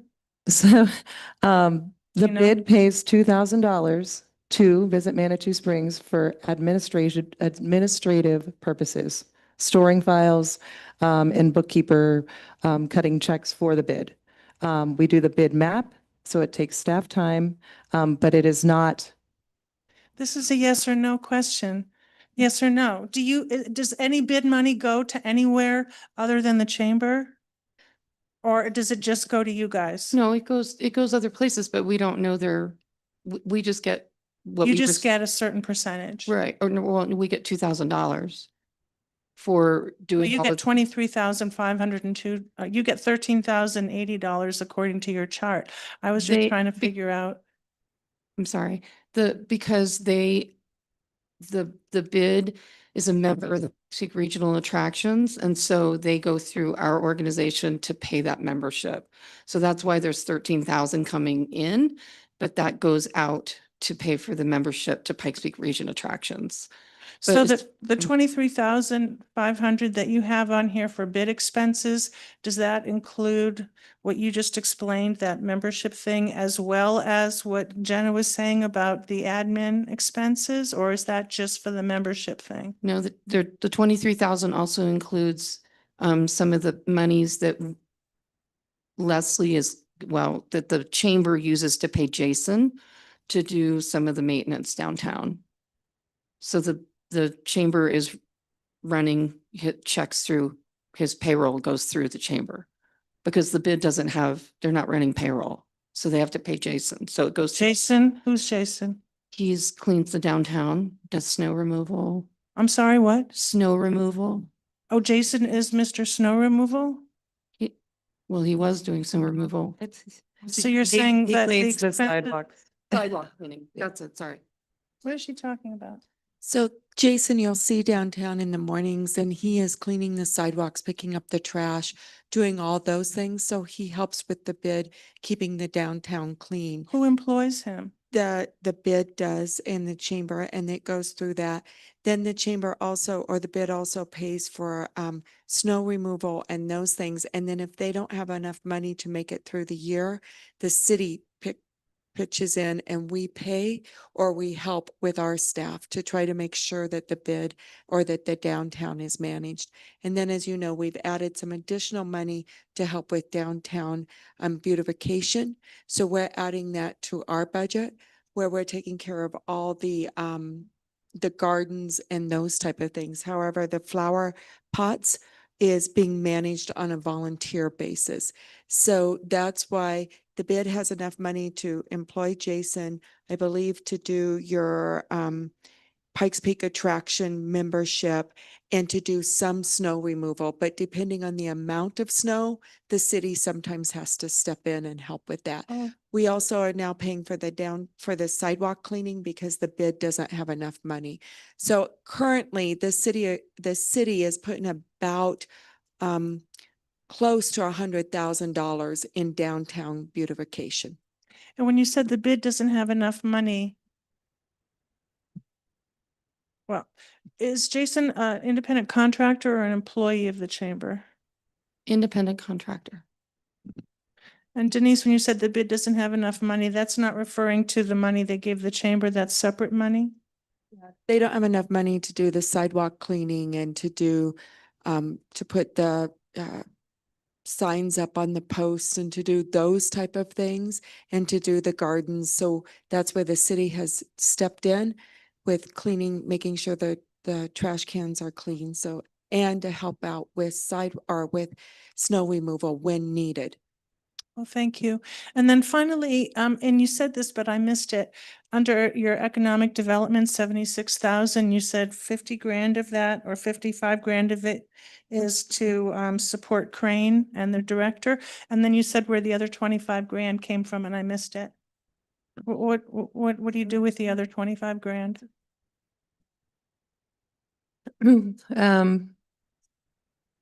Yes, we had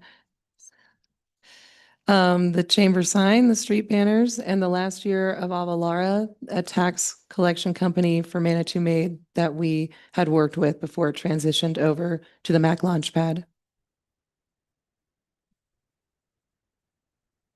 And where does the bulk of your marketing and advertising go? Those expenses? The 226,500? To Pikes Peak Region Attractions and the different digital and print marketing that we do. Okay, so it's just a whole bunch of options. It's not mostly going to one or two places. Correct. Okay. Thank you.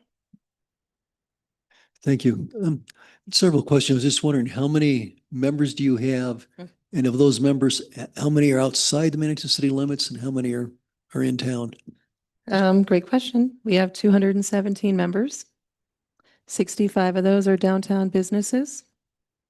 80 of those are located out of town. And 72 are located in Manitou Springs. Thank you. I guess,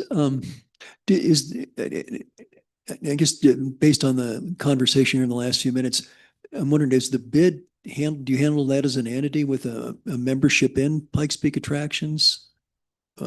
Or I don't want to get too convoluted here. I'm not very well versed on the bid because it's really not a function of Visit Manitou Springs. It's a separate entity. Okay, I can answer a little towards the membership. it might help, yeah. The Pikes Peak Region Attractions only considers the attraction in Manitou to be the downtown.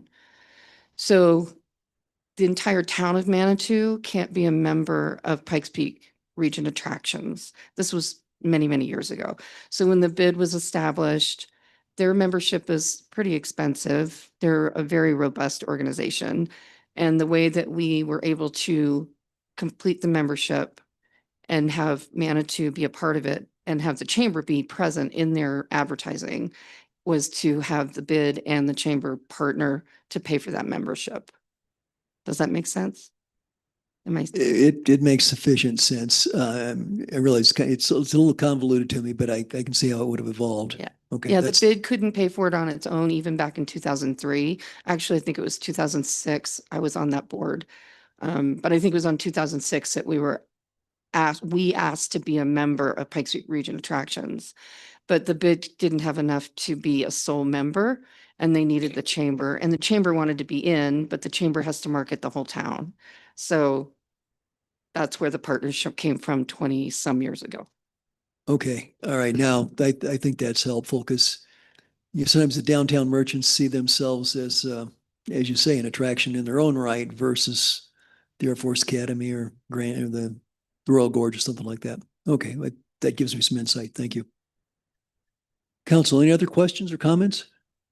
Judith? Yeah, so in a spirit of transparency, so in addition to the $587,255 that the city has given you, it sounds like there are other additional things that we provide when necessary. So when you present your budget, is that reflected in a separate line item, the additional snow removal, if any? Because I would like to see the total amount, I'd like to see everything that the city is paying to support the chamber. And I don't know how, we would tease that out, but it sounds like it's not insignificant.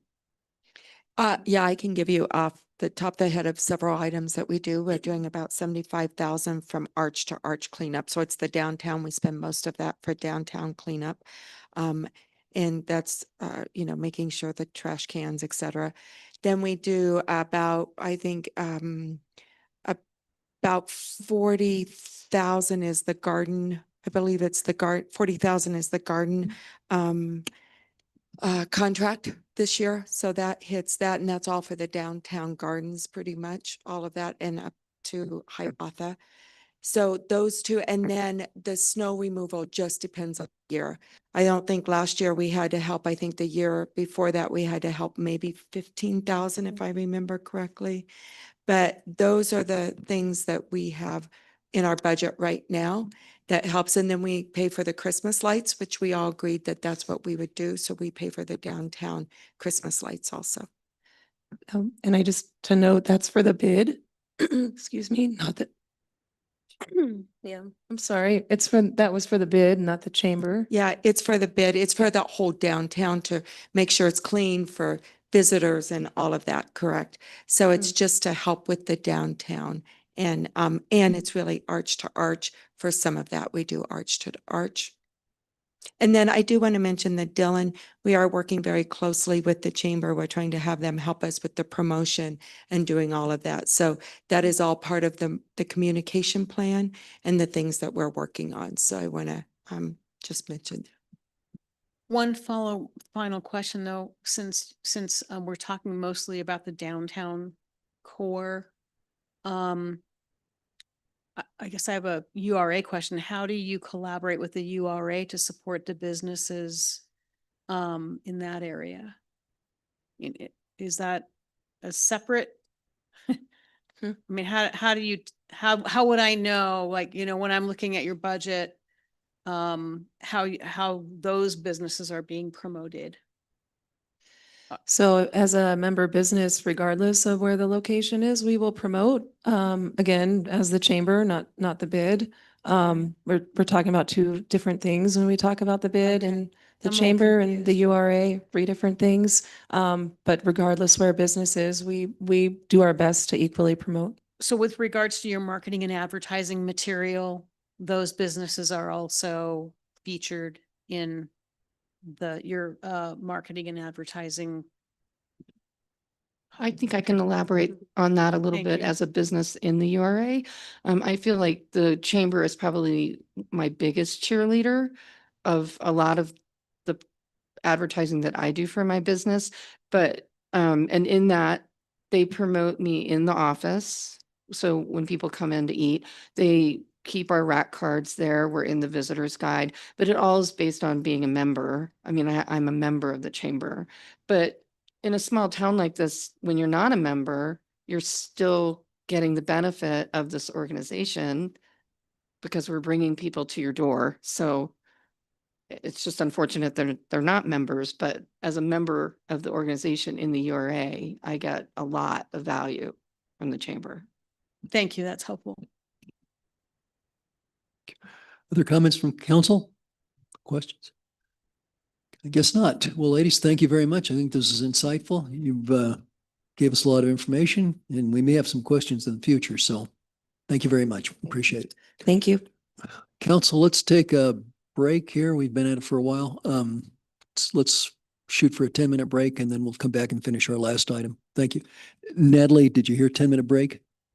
Okay.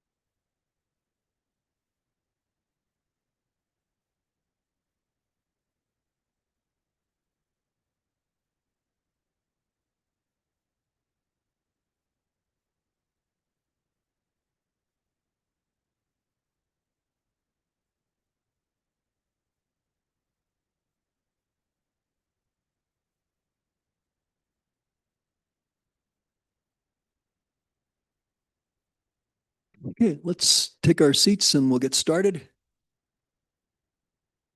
Natalie, I assume you can still hear us? Okay, great, good.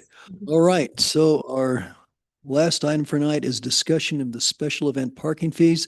That was something we talked about last week, I think it was, or maybe it was week before. I think it's foggy.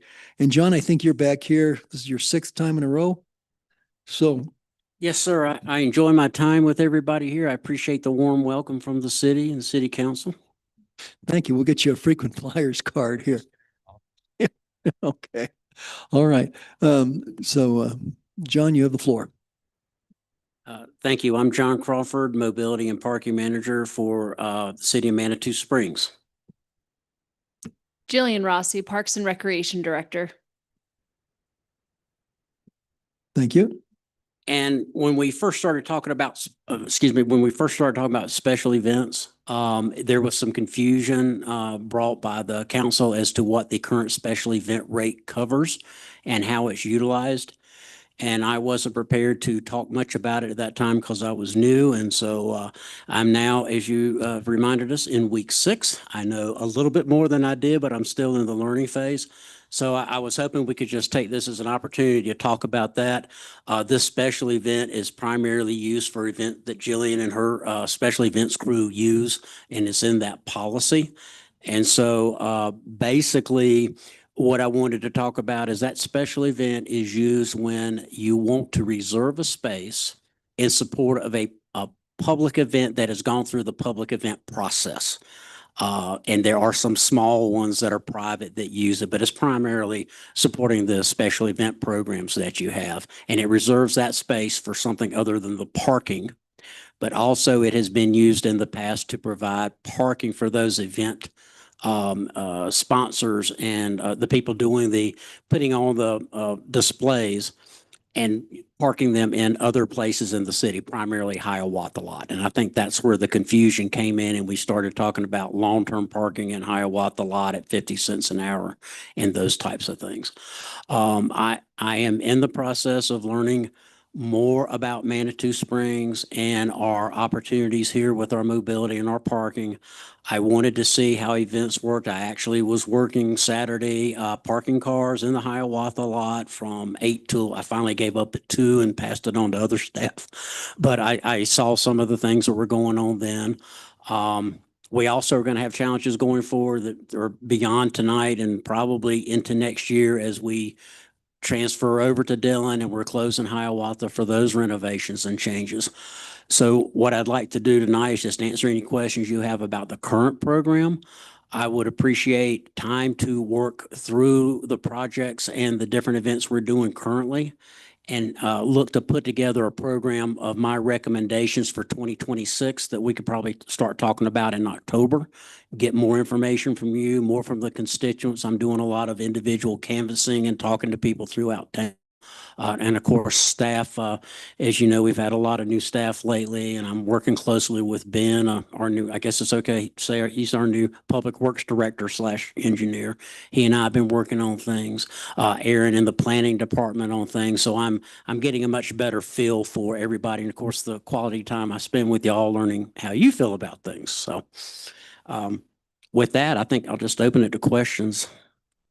Council, any questions? Nancy? Yeah, couple things. One is in the policy book or whatever it's called, the ERIC book. It is very thin on describing what happens with parking. And so I was very, I don't really, and I have a feeling that this was written back before we were charging for Hiawatha Gardens at all. Is that true? Yeah, yeah. I see Megan nodding. So much has changed in the past couple of years, certainly. So I would like to see perhaps some criteria for reserving parking spaces in whatever lot or street or whatever. And it's, that talks a lot about the plan, the transportation plan or the parking plan or whatever, and, putting cones out and so on and so on. But it was very unclear to me as to what the criteria is. So I would like to specifically see some criteria. If you can just reserve half of Hiawatha Gardens, does that mean that you have to pay for it all? or up front, I would think you would. So, but they could do that. They could do that. So it seems like some places are not going to need that much parking, but hopefully if they have to pay for it, that would be a reason for them not to reserve the whole thing. But anyway, and so I appreciate, John, what you're saying is you need some time to really work through this with your partners in here, get this done. And the last comment I have is the last on page 17 under parking rates of service says the event organizer is responsible for proper installation and signage. Any missing or improperly placed signage may result in vehicles not legally towed or relocated. And that just didn't make any sense to me. I think that there might be a couple of words missing in there. So those are my comments, but I'm all for you coming back to us with a plan to improve this and update this policy. Thank you.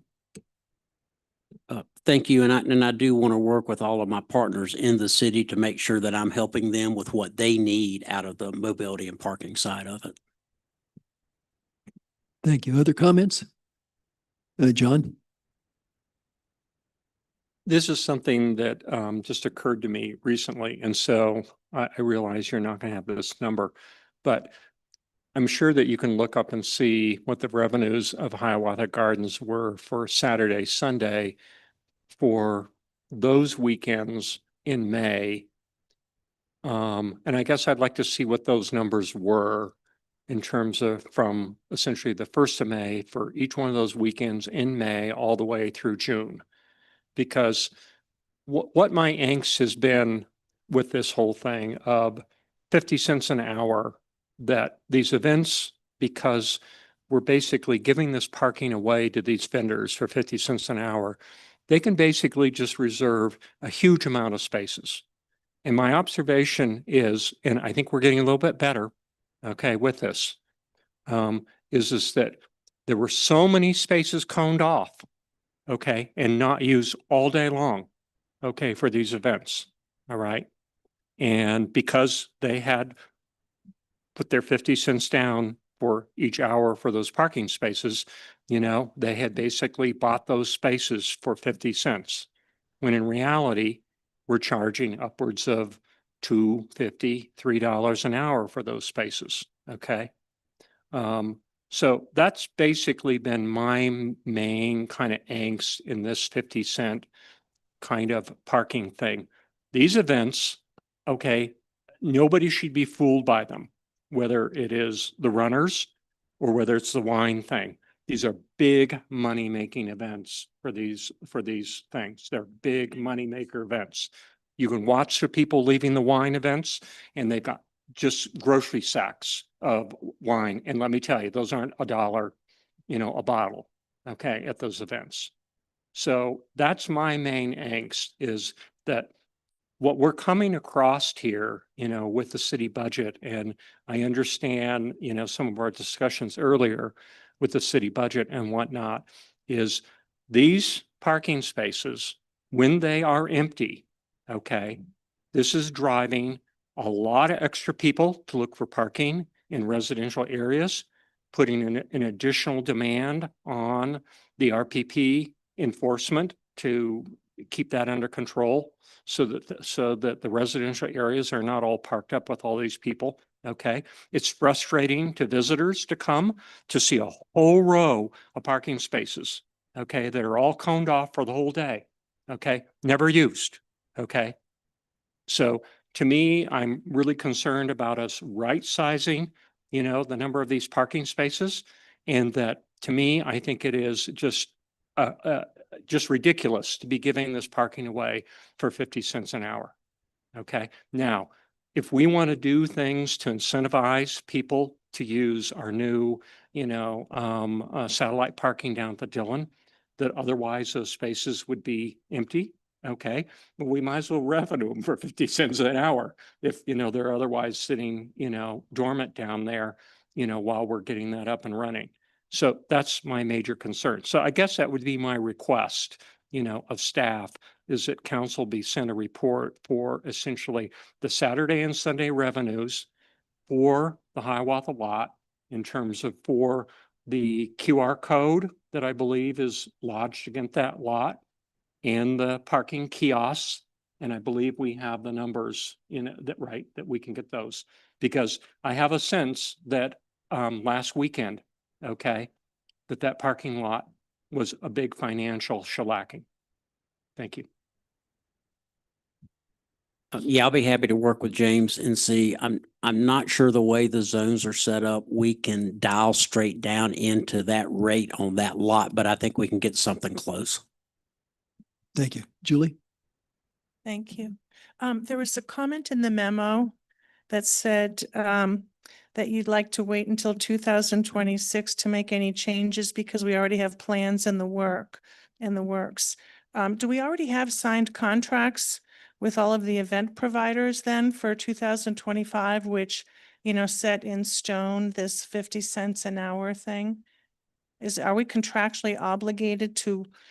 I mean, if it's in the contract, we can't change it now because we feel like it. So I'm just curious, because of that comment that said, well, we already have things in the works. That was a little too vague for me. So I can speak to that. We do have special event applications from all of our major events. I don't believe we do formal contracts with those aside from approving the special event application and the vendors or the special event hosts making their budgets once that application is approved. But I don't believe, and Megan, please correct me. Is that okay? There's no contract associated with the special event application. Okay, so okay, maybe I used the wrong word. When someone submits an application and then you sign on the dotted line that it's approved, that's a contract. So, you know, that's a contract. So, I mean, unless it just says, maybe we'll cancel on you at any moment and maybe we won't and we'll let you know the day before, then it wouldn't really be such a contract. But if it's a contract, if it's something where we're promising that they can come and they can have their little booth at the wine thing or whatever it is, that so are there events that are already in place for 2025 that all of the applications have already been approved? In other words, we can't change the price on those. Is that right? Yes, that's They're already correct. approved all the way through the end of the year. Yes. Okay. And does the contract or does the application say, oh, we just want you to know that we'll charge you 50 cents an hour for parking? Is the parking issue addressed in that application since that's the contract? So the special event use guide, there is an area where they agree to the terms in the special event use guide, which is $8 a day, a full day of parking, or 50 cents an hour, which events such as sometimes Commonweal will use because they don't need parking the full day. They just need those spots for loading and unloading during the beginning and end of the event. Okay.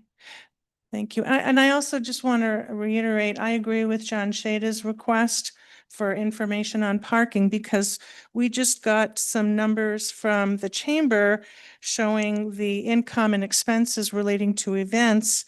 And the net result was that we supposedly profit, or the chamber profits, to the tune of $125,700 and something dollars. But if we're losing $70,000 a year in parking revenue because of this 50 cent thing, I think that that's something we should know, because that's part of the mathematical calculations and our assessment of things. So I would like to have some idea of how much money we're losing annually by offering this 50 cent an hour thing to the event producers. Does the chamber have the same application for events then that the city uses, since we have two separate event coordinators? Yes, they complete our special event applications. Okay, so whether the event is organized through the chamber or through the city, all of those vendors get the 50 cents an hour thing for as many cars as they want, right? Before I say right, I want to confirm. Is that right? You have You to come can't back. talk Yeah, from back there. Megan, Yeah, could I'm you flip sorry. these here? Yeah. Yeah, Megan, if you'll just sign in as usual, Push name and the title. button. Hi, everyone. I'm Megan Weiss, Event and Recreation Coordinator for the city. And so Our roles are a little bit different between the special event coordinator at the chamber and my role. So I do the permitting process for the city. So I ensure that the applications are in, that we organize parking, that we have the right number of police officers, that the roads are closed properly. Parks are clean and in good shape before and after the event, that sort of thing. The chamber is doing what I like to call like the nitty gritty. So they're deciding which vendors are at the event, that sort of a thing.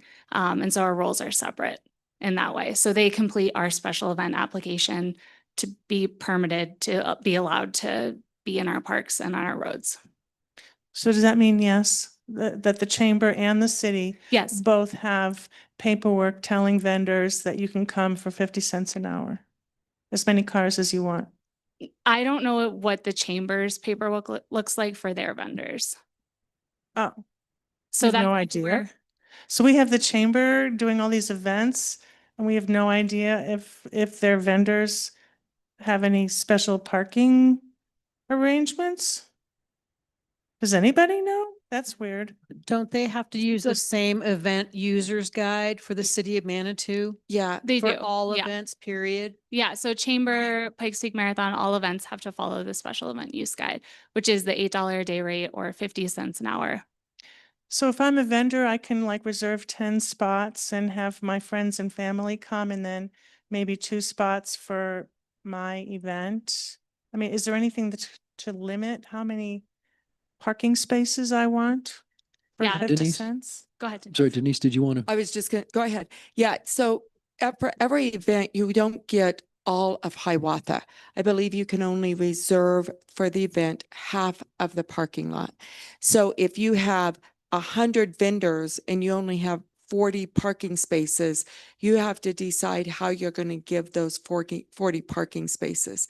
So no special event gets to reserve all of Hiawatha or all of the, they Don't you only get get a restricted certain parking number. Privileges too. I keep seeing all these cones on the street by the park.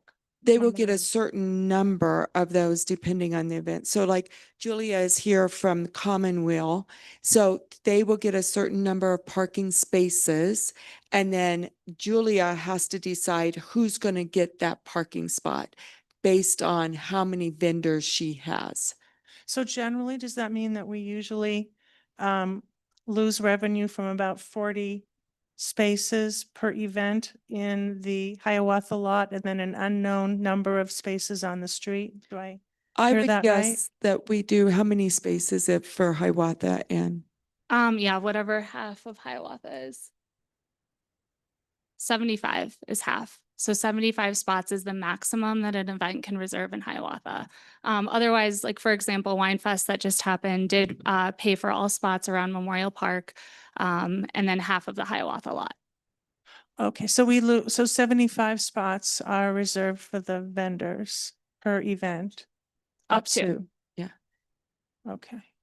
Thank you. That's helpful. I appreciate it. Thank you. So Natalie, did you have a question? I don't have a question, but I just think I'm excited that that John Crawford is available to kind of look at that big picture piece because I know that $20 option he brought to us a few weeks ago could help, you know, supplement some of this lost income from these events.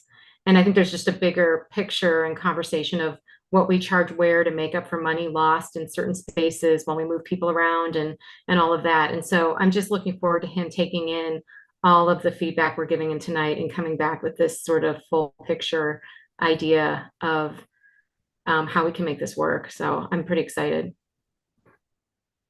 Great, thank you. Nancy and then Judith.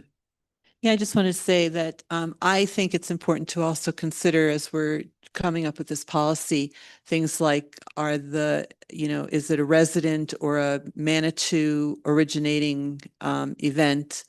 For instance, Commonweal certainly. And is it a nonprofit?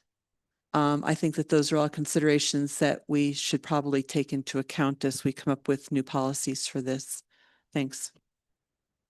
Thank you. Judith? Yeah, I certainly agree, John, that you need some time to really work this out. It sounds to me like that all events, regardless of whether they are through the chamber or through the city, have to sign the document that they will agree to abide by the event user guide. So it seems to me that what we need to do is update the event user guide. Okay, so that's what we really need to do here. We don't need a whole new policy. We just need to get into this thing and do a deep dive and especially look at the parking. But you know, if you're a vendor and you got 75 parking spaces at $8, we only got $600 for that. Right? So I agree with council that 50 cents an hour / $8 a day for a single space is insufficient. And I also think we need to look at, if you're a vendor and you want 10 spaces, maybe the first 2 spaces are one fee, but as you rent more spaces, you're going to pay more for each additional space. So I think that's another thing we need to look at, because it's woefully insufficient. And I, Councilor Wolf asked the question that was on my mind. But I think that's what I would like to see before any events sign their agreements for 2026, that we have this section of the event user guide updated to an agreement about how we want to charge the vendors for this space and what that looks like. So. Yeah, I appreciate that. And I'm in full agreement. And again, I don't want to come in here and just lay down 25 years of parking experience, not understanding what my partners in the city are going through. But you're exactly right. We need to look at a way to manage that. One way to manage it is through pricing. And then the other is through policy, where we review your parking plan and we say, we're sorry, you're working in 2 blocks here. You don't need 80 parking spaces. You need 15 to operate in. And those types of things. So it's not just price, but it's operational oversight and approval. It's just like you can ask for things and sometimes the fire department says no. So we just need to have that clarified and have that understanding. And my comment about the people that are coming this year and not wanting to change, it wasn't necessarily speaking from the point of view that we have a contract, but I guarantee you that where they have matching funds and have budgets in place, they put those budgets in place already. And I don't want to give them an undue burden, just changing something off the cuff. But of course, I will take your advice. Julie, thank you, John. Can we get your assurance that you won't sign any contracts for any events for 2026 until we reach a decision on what the parking arrangement will be? Is that, or maybe another way to put that is, when might you anticipate getting any 2026 applications? So we have some idea of our deadline. Well, we can make that assurance. And Megan, one more question. When do we get our first applications for 2026 events? Okay, so October, November of this year. So if we get this resolved before October, you're okay. I mean, the people for 2026, the vendors will be subject to the new arrangement. Yes, they would be if we're able to update the special event use guide and the parking prices. Okay. I think a good way to manage this, because some of them want to get the date reserved, is that we can say we will reserve it, but there will be new parking regulations coming, and we won't have those until January 1. And if we get it done before that, that would be great. But right now, John is asking that he bring this back in the October timeframe. And remember, October is also budget and elections and some of that. So I think if we say as a council by January 1, we'll adopt a new user guide. So if Megan says, yes, we'll reserve this date, but know that there is going to come some new policies, and we'll get that to you as soon as possible. It will include probably some additional parking fees and maybe some other things. So that's a great idea. So as long as that language is put into the user guide or whatever, the application thing that they sign that is connected to the user guide, that will certainly protect us. Yeah, that would be great. Okay, thank you, Michelle. A couple things. we'll come back to the special events. But on page 12 of 22, I'm looking at the parking lot permit fees. I don't see Canon.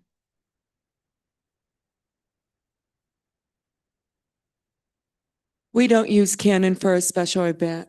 Yeah. Oh, you're not just used. showing it. Yeah. Okay. But it's not used for a special event. Okay. And then as you guys are talking about fees, vendor fees are $15 per day per exhibit payable by event sponsor. Have you discussed increasing that fee?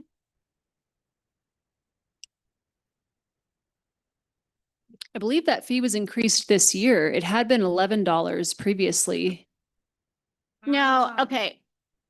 Okay. The reason I say this as a runner, I did Colfax and I did Boulder, and at least 30 vendors. And they're getting at least $20 per person that stops at their booth. So I believe the vendor can pay a lot of money, much more in fees than $15 per day, when that's just a pair of sunglasses or a hat. So I understand what you're saying, and I understand what John is saying. But there are events where that event, they use all those parking lots that they've paid for. You know, yes, there are some events that they don't, and then they have to analyze and say, hey, we just paid for these, and City of Manitou can use these for their visitors, residents, other things. But maybe in October, we want to look at an increase in vendor fees for special events. That will come in November. I'm sorry, Nancy. That will come in November when we bring the fee schedule. So if you'll just make sure you put that on your. Thank you. Now, thinking back a week ago, the staff recommendation was to raise the daily fee to up to $20. There was pushback from council, and we didn't approve that last week. And now I'm hearing council voicing support for increasing the amounts, which was similar to the request the staff made last week. So, staff, in talking about all this, I think we can see that there's a lot of learning to be done here. So I think your proposal, John, to study this as much as possible, and obviously it's an involved it's an involved problem. There's the vendors we need to probably contact, other departments of the city, how we handle, the whole event package. So I think you're per the recommendation in the council packet to stand back, study this thing, and then if you could come back in the fall and give us some suggestions, we could have I think an intelligent discussion. I mean, a more intelligent, more informed discussion at that time. Other comments from council? Michelle? I would like to go on record that, yes, I agree in an increase in the vendor fee. I am against an increase of the parking fee. The parking fee for The $8 per day. $8. You want to leave it at $8? Okay. That's for parking for the special events. Okay. Anything else? John? Well, John, I guess, and I guess last time, maybe it was a little confusing in terms of the presentation for what that $20 was, but I don't think that was for the vendors. I think that was for the general public, right? In terms of being able to park the entire day for $20. So I just wanted to clarify that. I think it's sort of kind of apples and oranges here in terms of what's going on. Thank you. Thank you. Thank you. Anything else? Yeah, I was going to make the same point. It's apples and oranges. And I continue to say that the user guide / policy / whatever regulation, whatever you want to call it, is just so thin on parking, and so much has changed. So because vendors versus participants versus whatever gets very confusing, and it's not at all clearly laid out. So I very much look forward to getting your teeth into this, John, and coming back to us. Thanks. Judith? Okay, this is more of a contractual question. So I think the council does need to circle our wagons around do we support a fee change for the parking spots? Because A, you need to get working on it, and B, and this is a point of clarification, if we have events that are already signing agreements for 2026 this fall, and we don't have our event guide completed, I would certainly want under parking, at least a statement that we are revising, as Denise said, our parking fees and regulations. And by signing this, you will, you'll agree to the new fee schedule, because that, to me, that way we're, while we're making these decisions, we at least, if they sign it, they understand that that's an uncertainty that we haven't ironed out yet. So is that, we're amenable to that?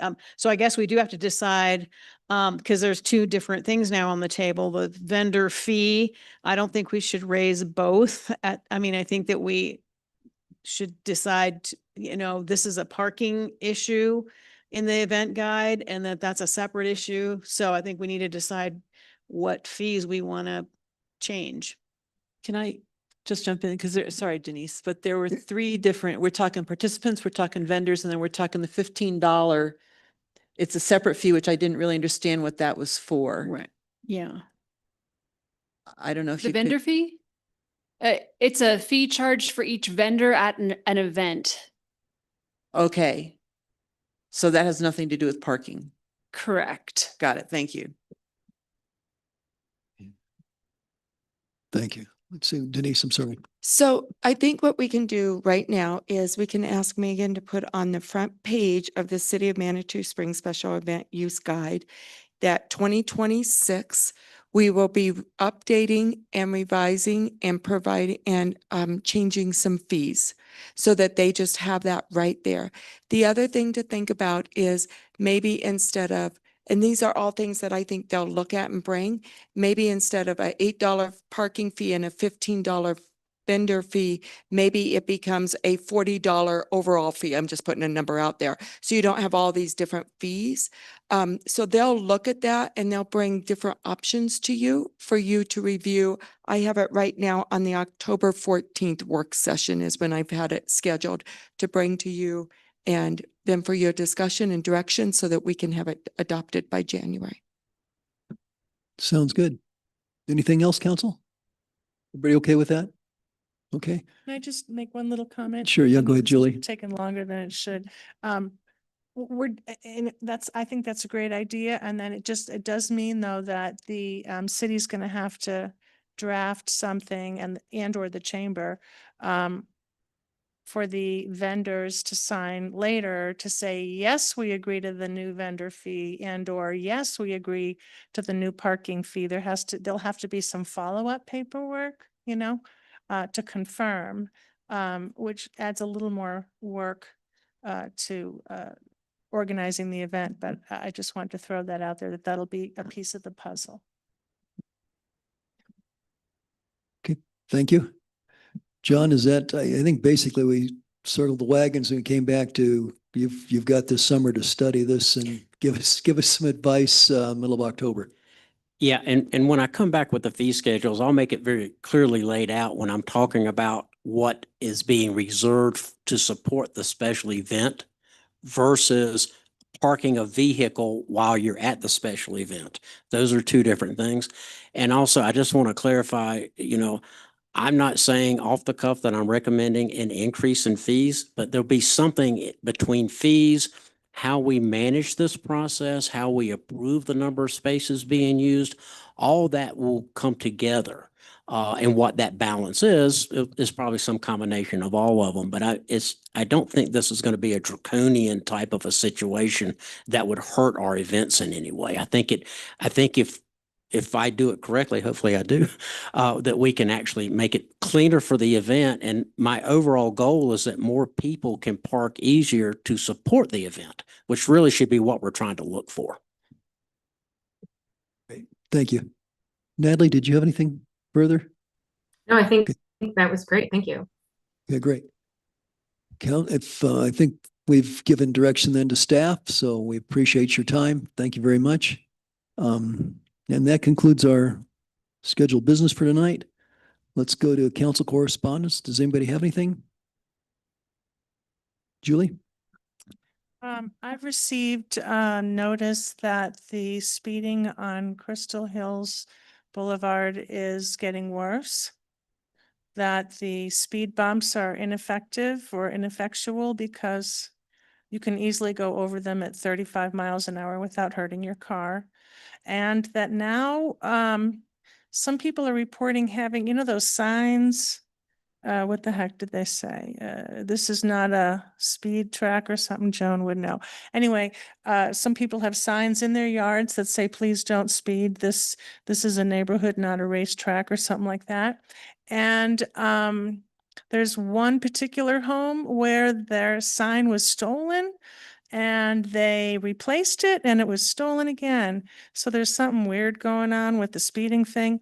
But I would highly recommend that we, at some point in the not too distant future, look at increasing not only the number of speed bumps, but the height of them so that they're actually effective. The only other thing, actually, that was it. That's it. Okay, thank you. Denise, maybe that's worth a mention to the police department. Anybody else got anything? I was going to mention a week ago Thursday, I should have mentioned this last week, but the Historic Preservation Commission gave their awards out to various parties who'd done things in support of historic preservation. The overall big award went to the city of Manitou Springs for a variety of projects. I think the flagship project was the library, but the city was also recognized for the work that's been done here in the city building, you know, with the planning and administrative offices and the police department. So Denise, the award that we got that is for the city, that painting, perhaps we could have that at a future city council meeting so all of council could see the award that we received. I think that was a nice thing to be recognized by the HPC. And I think there are about 10 or 11 other recipients, chiefly private parties, who got awards. So Denise, I think maybe you'll touch on this, the dumpster days. I think that's coming up here. So that's all I've got. Anything else from council? Okay, Denise, how about your report? Well, the biggest thing is on Monday that Dylan is going to open. So we're doing the ribbon cutting ceremony at 7 a.m. I hope all of you can be there. It's we only have one thing that we may not have in yet, but everything else will be ready and it will be opening on Monday at 7 a.m. We will put out a press release tomorrow morning. It's a big thing. This is Monday, the 16th. We first said we were going to open the 1st of June, and then I gave the second date of the 16th, and we're making it. So and then the next part will be the buildings. So it is opening on Monday. We have we sent that out. I think, hold on, let me make sure I tell you the right. We have 91 parking spots. We were able to get a few more parking spots and even have it move around a little bit more. We got the cement in for the pedestal for the art piece. So that is also in now, along with Pike Ride and the ADA items. So excited to get that done and to open it. I wish we would have had it last weekend. We really needed it, as you know, with everything.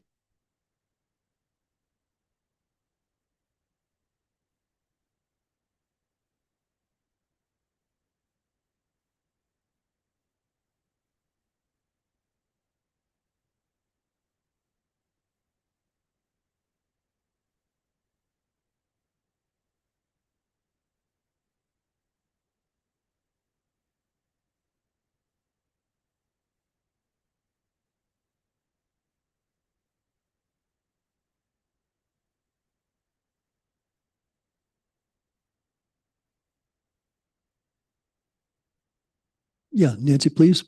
I just wanted to ask Julie on the, is it Crystal Hills Boulevard or Crystal Park Road that you got complaints about the speeding? Oh, which road? Oh, shit. Oh, sorry.